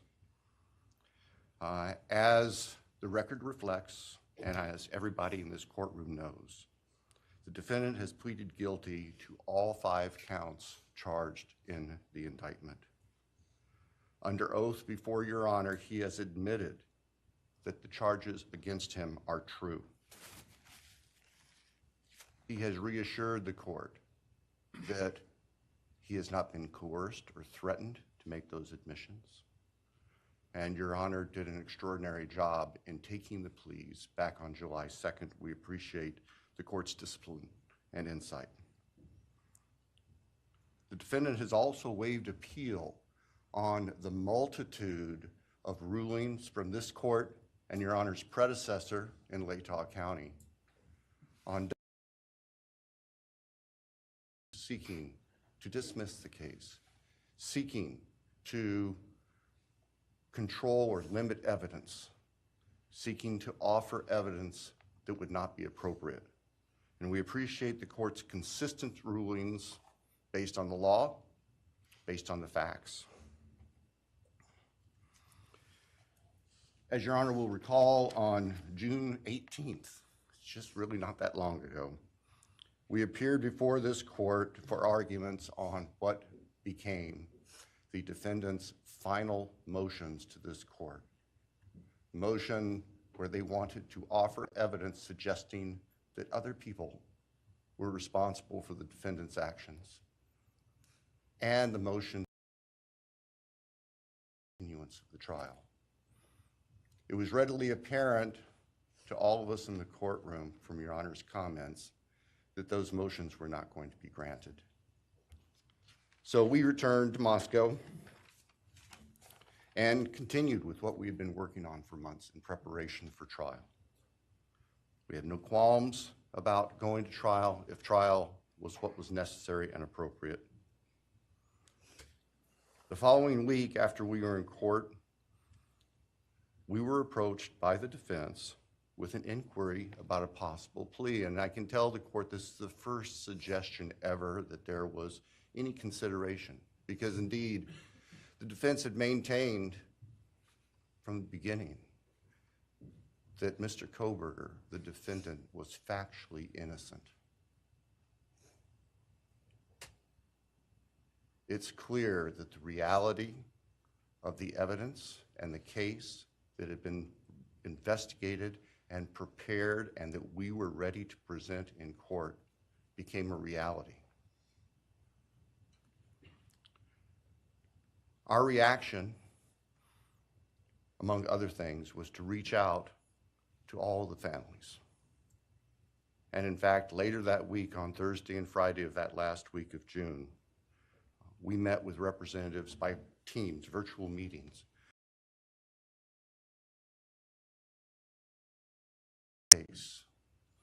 and the upcoming trial and things that related to the trial. And we also let them know that there had been an inquiry about whether there might be an offer for a plea. And we asked the family members for their thoughts and feelings. And they were candid. And they have been candid since, and we respect that. And we understand, recognize, and acknowledge that there was a difference of opinion among representatives of the different families. We understand that. One of the challenges of this case, one of the unique things about this case is we have multiple victims, each unique unto themselves, their families and friends unique unto themselves, and all of them entitled to their opinions, all of them entitled to their thoughts. Over the following weekend, our prosecution team, very skilled attorneys who were personally as well as professionally deeply invested in this case, met. And we talked, and the decision was reached. Well, to start with, were there to be any sort of plea offer or discussion, there's only one possibility. And that would be for the defendant to plead guilty straight up to all charges. There would be no bargaining about counts. There would be no bargaining about reduced sentences. And so we made the proposal to the defense that if the defendant was willing to plead guilty up front to all 5 counts as charged and waive appeal of the court's myriad decisions during the past 2.5+ years on all these motions that would have consumed years, if not decades, of time in the future. By the end of the weekend, we were notified the defendant was prepared to plead guilty as charged and factually acknowledge his responsibility in court for these horrible crimes. Obviously, those discussions and negotiations were confidential. And as Your Honor noted, I believe, that was necessarily so, because if the defendant had decided not to plead guilty, it would have been devastating to our jury pool for there to be public information that there had been consideration by either party to a plea resolution. And protecting the prospective integrity of the trial after so many years was paramount. So, the end of the weekend came. We notified the victims' families of what had occurred. I recognize and acknowledge personally, and I respect the fact that of these fine, suffering people here, not everybody agreed with the decision we make. I accept that. It's my responsibility in the end. I recognize that that's the duty of the office that I hold.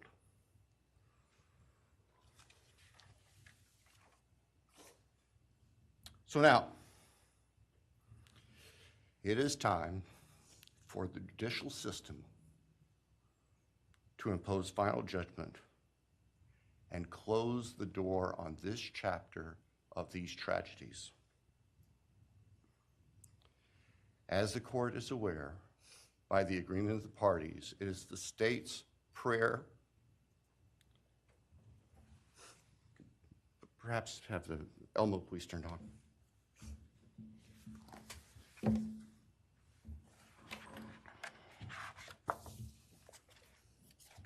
Thank you. That on count 1, the felony burglary, that the court sentenced the defendant to the maximum period of 10 years fixed in the custody of the Idaho Department of Correction. Then on count 2,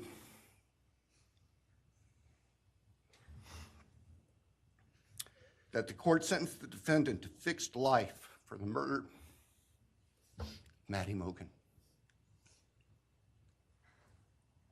On count 3, that the court sentenced the defendant to fixed life for the murder of Kaylee Goncalves. On count 4, that the court sentenced the defendant to fixed life for the murder of Xana Kernodle. On count 5, that the court sentenced the defendant to fixed life for the murder of Ethan Chapin.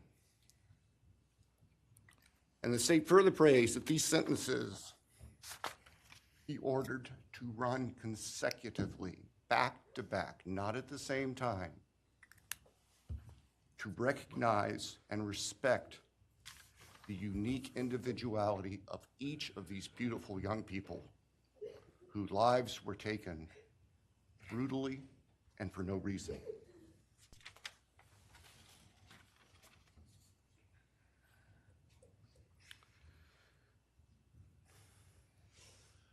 And hopefully now, as we have heard earlier this morning, it is time to afford the families and the friends and the community and the state of Idaho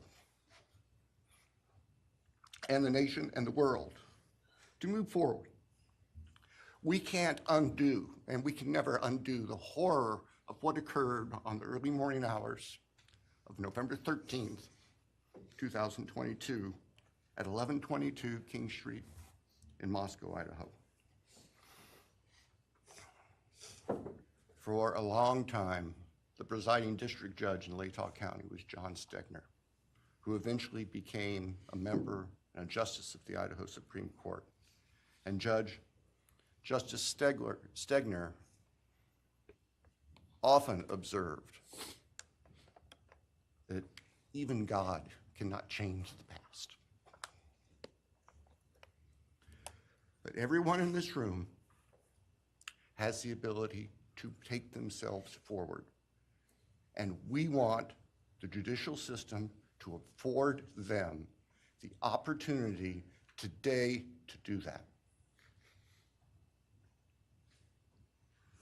From today forward, our memories should be focused on these innocent victims whose lives were taken, on their families, on their friends, on the community.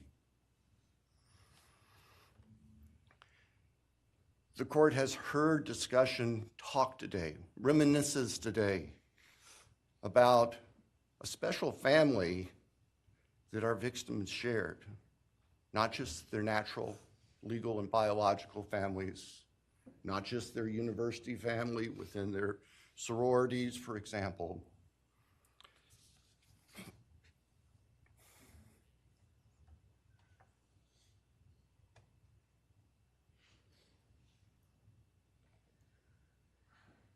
But this family.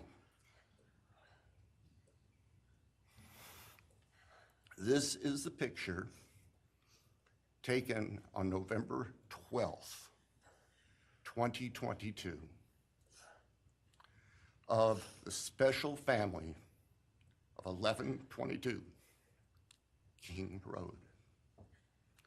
And you can see all 6 of these dynamic, vibrant, loving, special, innocent faces taken together just across the street from their residence, and barely 12 hours before 4 of them would be brutally murdered in their sleep.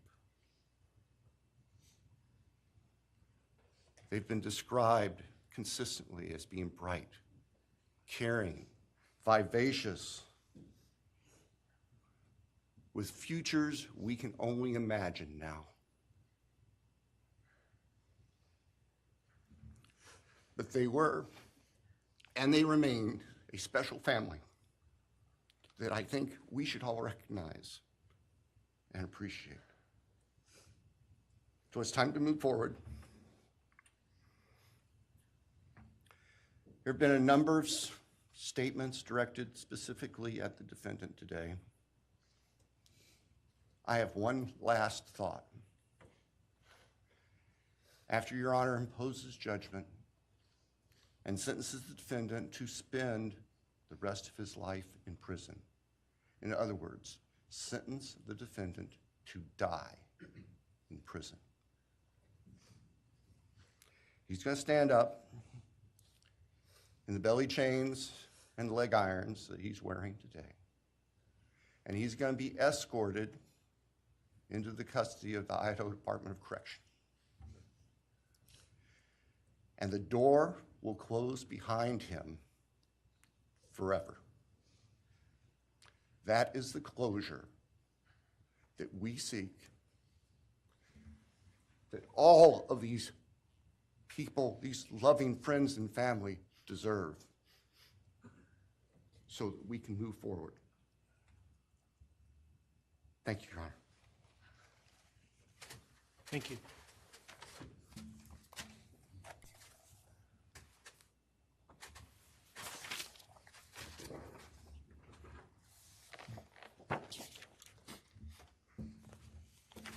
All right, does the defense have evidence to present today?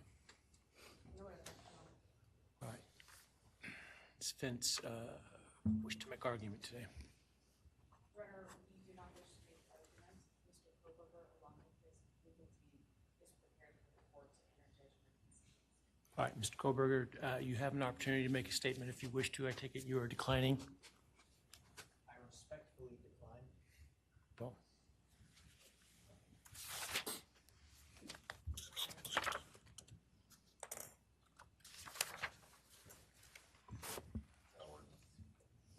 Please. All right, let me start this morning by acknowledging and thanking those that have come here today in support of their loved ones, and I appreciate your courage and your strength, and I hope that you are able to move on as best as possible. Thank counsel for the professionalism that they've exhibited throughout this case. It has been my great honor to preside in this case and to help bring, to the extent possible, some resolution and hopefully justice to this case.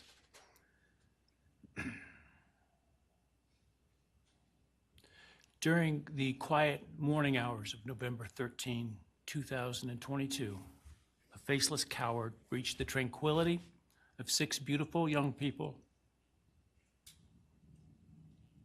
and senselessly slaughtered them, 4 of them. Who committed this unspeakable evil was unknown for several weeks, but due to the killer's incompetence and outstanding police work by numerous local, state, and federal law enforcement agencies, the person that slithered through that sliding glass door at 1122 King Road now stands before the world and this court unmasked. This unfathomable and senseless act of evil has caused immeasurable pain and loss.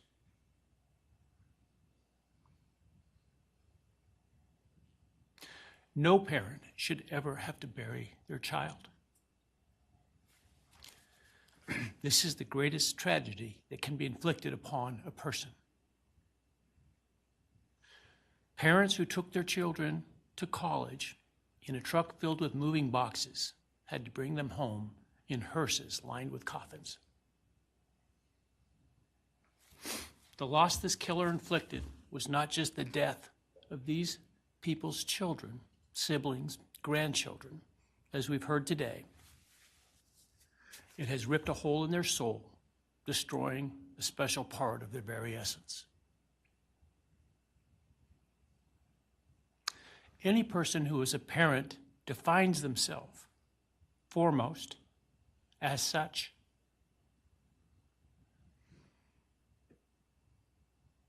It is their existence and purpose of being. And it has been stolen from these parents.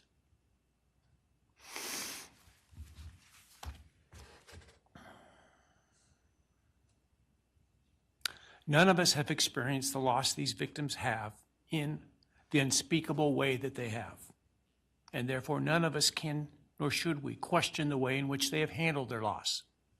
Whether that be in private mourning, removed as far as possible from this media circus, or in front of a camera demanding retribution with the loudest megaphone. I've listened intently to the stories and pain that have been shared today, with great awe at the courage and resilience of the surviving family members of those wonderful children. I've listened also to the surviving roommates, both in person and through their friends. And I can't think of how, frankly, courageous they have been despite the hell that they have faced by uncaring people who have come up with all kinds of crazy theories about two kids simply being kids. The parents, siblings, and other family members who have spoken today are designated as victims in our legal system. But going forward, I hope that they can shed that label, as it gives too much power to the evil that condemned them to that role. They are and should be known as survivors, fighters, and foremost as witnesses to the tremendous lives of value and unbounded promise of these four young people. But those speaking today and those who did not speak, but who carry the same burden, this same loss, now carry forward the memories of these now perpetually young people, these forever children. These survivors carry the responsibility of ensuring that the voices of these children, Maddie, Kaylee, Xana, and Ethan, are never forgotten, and the positive impacts that they have had on so many lives are never minimized, and that the love they shared, the light that they shined onto others, is forever celebrated. As we sit here today, this case is ending, and we are now certain who committed these unspeakable acts of evil, but we don't know, and what we may never know is why. I share the desire expressed by others to understand the why. But upon reflection, it seems to me, and this is just my own opinion, that by continuing to focus on why, we continue to give Mr. Kohberger relevance. We give him agency and we give him power. The need to know what is inherently not understandable makes us dependent upon the defendant to provide us with a reason, and that gives him the spotlight, the attention, and the power he appears to crave. Yet even if I could force him to speak, which legally I cannot, how could anyone ever be assured that what he speaks is the truth? Do we really believe, after all of this, he's capable of speaking the truth or of giving up something of himself to help the very people whose lives he destroyed? Rather, I suspect the so-called reason would be dished out in enticing, self-serving, and aggrandizing untruthful bits, leaving people wanting more information, more insight, and thus enhancing even further the power he seeks to hold. Even if we could get truthful insight into his why, I suspect it would not in any way quench one's thirst for actually understanding why in the first instance. Because there is no reason for these crimes that could approach anything resembling rationality. No conceivable reason could make any sense. And in the end, the more we struggle to seek explanation for the unexplainable, the more we try to extract a reason, the more power and control we give to him. In my view, the time has now come to end Mr. Kohberger's 15 minutes of fame. It's time that he be consigned to the ignominy and isolation of perpetual incarceration. I know there has been concern about him collaborating on books or movies or other media projects, and I truly hope that someone does not stoop to affording him this spotlight that he desires in the name of clicks, royalties, or profits. While criminal behavioralists should study him away from the spotlight in an attempt to prevent other would-be killers from acting on their worst impulses, There should be no need for that to spill over into the public eye. The great Idaho jurist Edward Lodge was known for trying to find something positive about every person he ever sentenced. And with over a half a century as a trial judge, that was a lot of people. This was often challenging, and I recall in one case he said that the best he could come up with was the defendant had good penmanship. Truth be told, I'm unable to come up with anything redeeming about Mr. Kohberger because his grotesque acts of evil have buried and hidden anything that might have been good or intrinsically human about him. His actions have made him the worst of the worst. Even in pleading guilty, he is giving nothing hinting of remorse or redemption, nothing suggesting even a recognition or understanding, let alone regret for the pain that he has caused. And therefore I will not attempt to speak about him further, other than to simply sentence him so that he is forever removed from civilized society.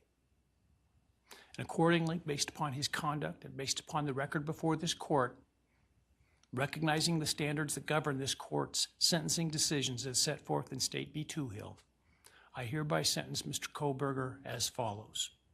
On count 1, burglary, 10 years fixed, 0 years indeterminate. I also impose a fine of $50,000. Count 2, first-degree murder of Madison Mogen. I sentence the defendant to a fixed term of life imprisonment without the possibility of parole, a fine of $50,000, and a civil penalty of $5,000 payable to the family of the victim. On count 3, for first-degree murder of Kaylee Goncalves, I sentence the defendant to a fixed term of life imprisonment without the possibility of parole, a fine of $50,000, and a civil penalty of $5,000 payable to the victim of the family, or to the family of the victim, pardon me. On count 4, for the first-degree murder of Xana Kernodle, I sentence the defendant to a fixed term of life imprisonment without the possibility of parole, a fine of $50,000, and a civil penalty of $5,000 payable to the family of the victim.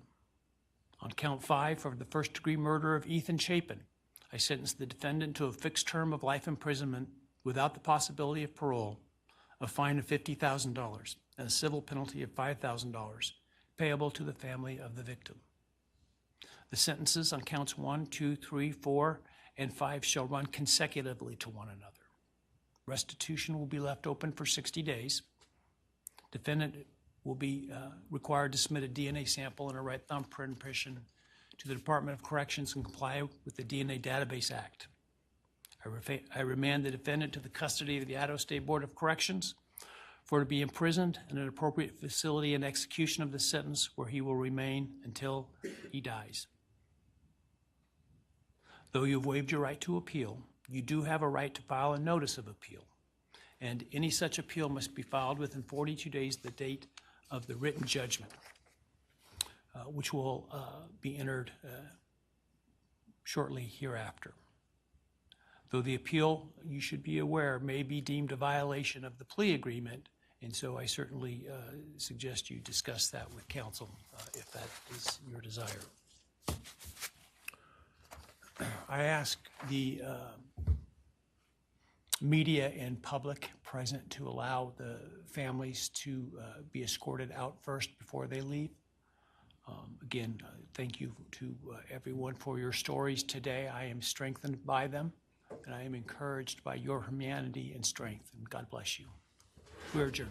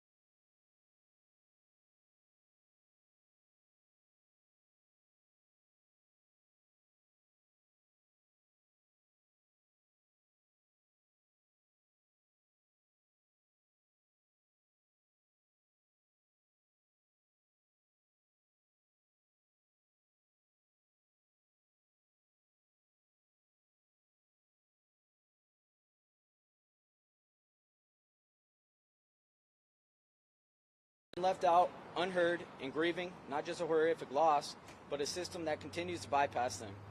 The through line is undeniable. Whether it's 2004 or 2025, this prosecutional, is that a word? Sorry. Prosecutional approach has consistently abandoned the very approach it is, or the very people it is supposed to protect.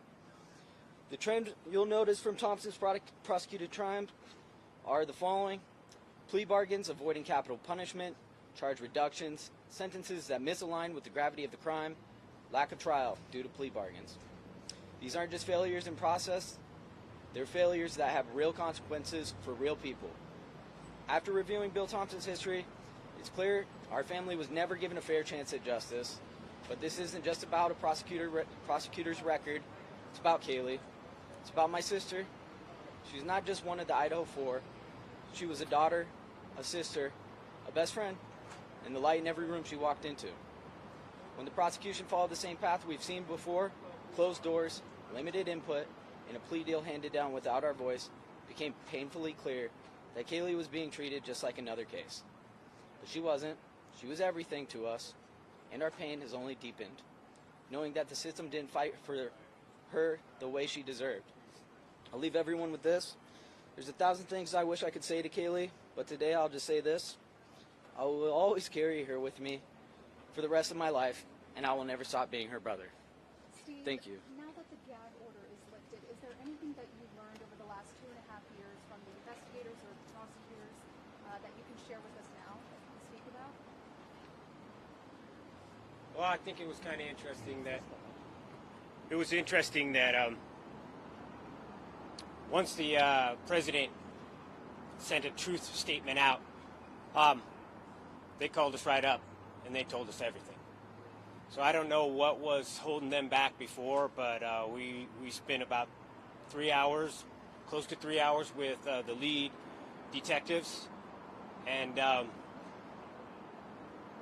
we found because our main thing was we didn't want to have victims advocate statements that had lies and misquotes and misinformation in it. So I appreciate the president, putting a little bit of pressure on there, and it seemed to work.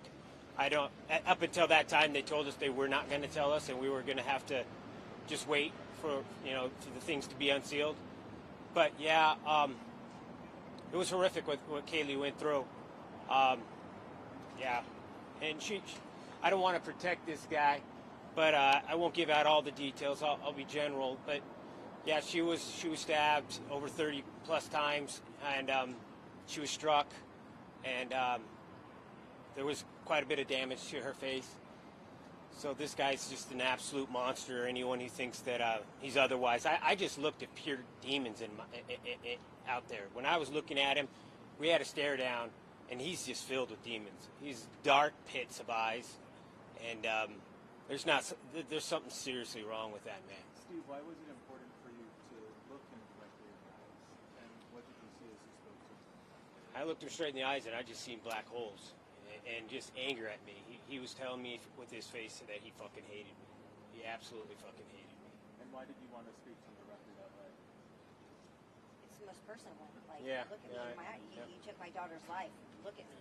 Yeah, Did your family get something today that it needed, or was this? Yeah, 100%. I think it's a little early to actually even answer that for myself. I think that kind of stuff needs to set in and sink in, and you regret maybe saying some things, or you wish that you would have said things. So I think right now we're just kind of in the mix of the tornado, and the real feelings.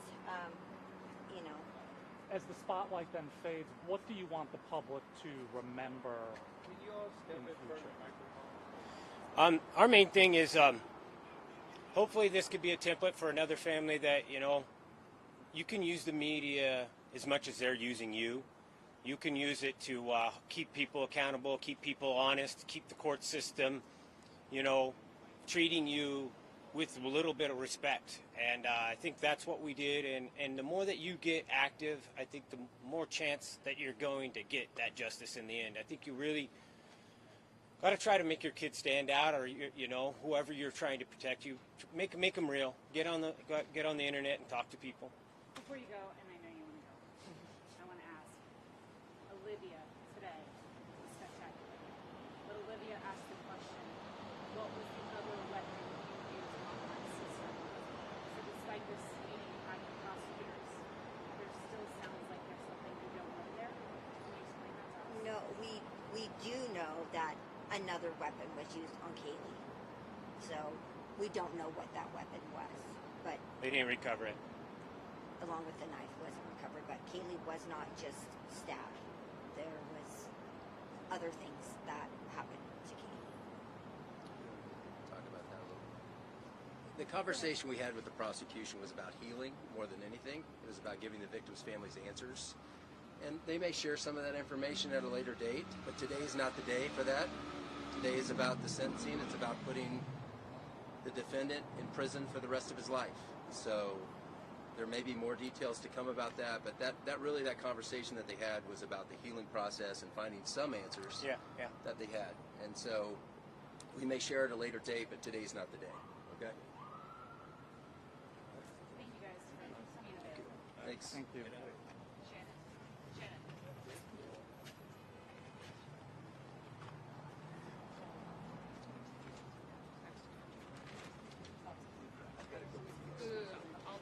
Irene was next to you.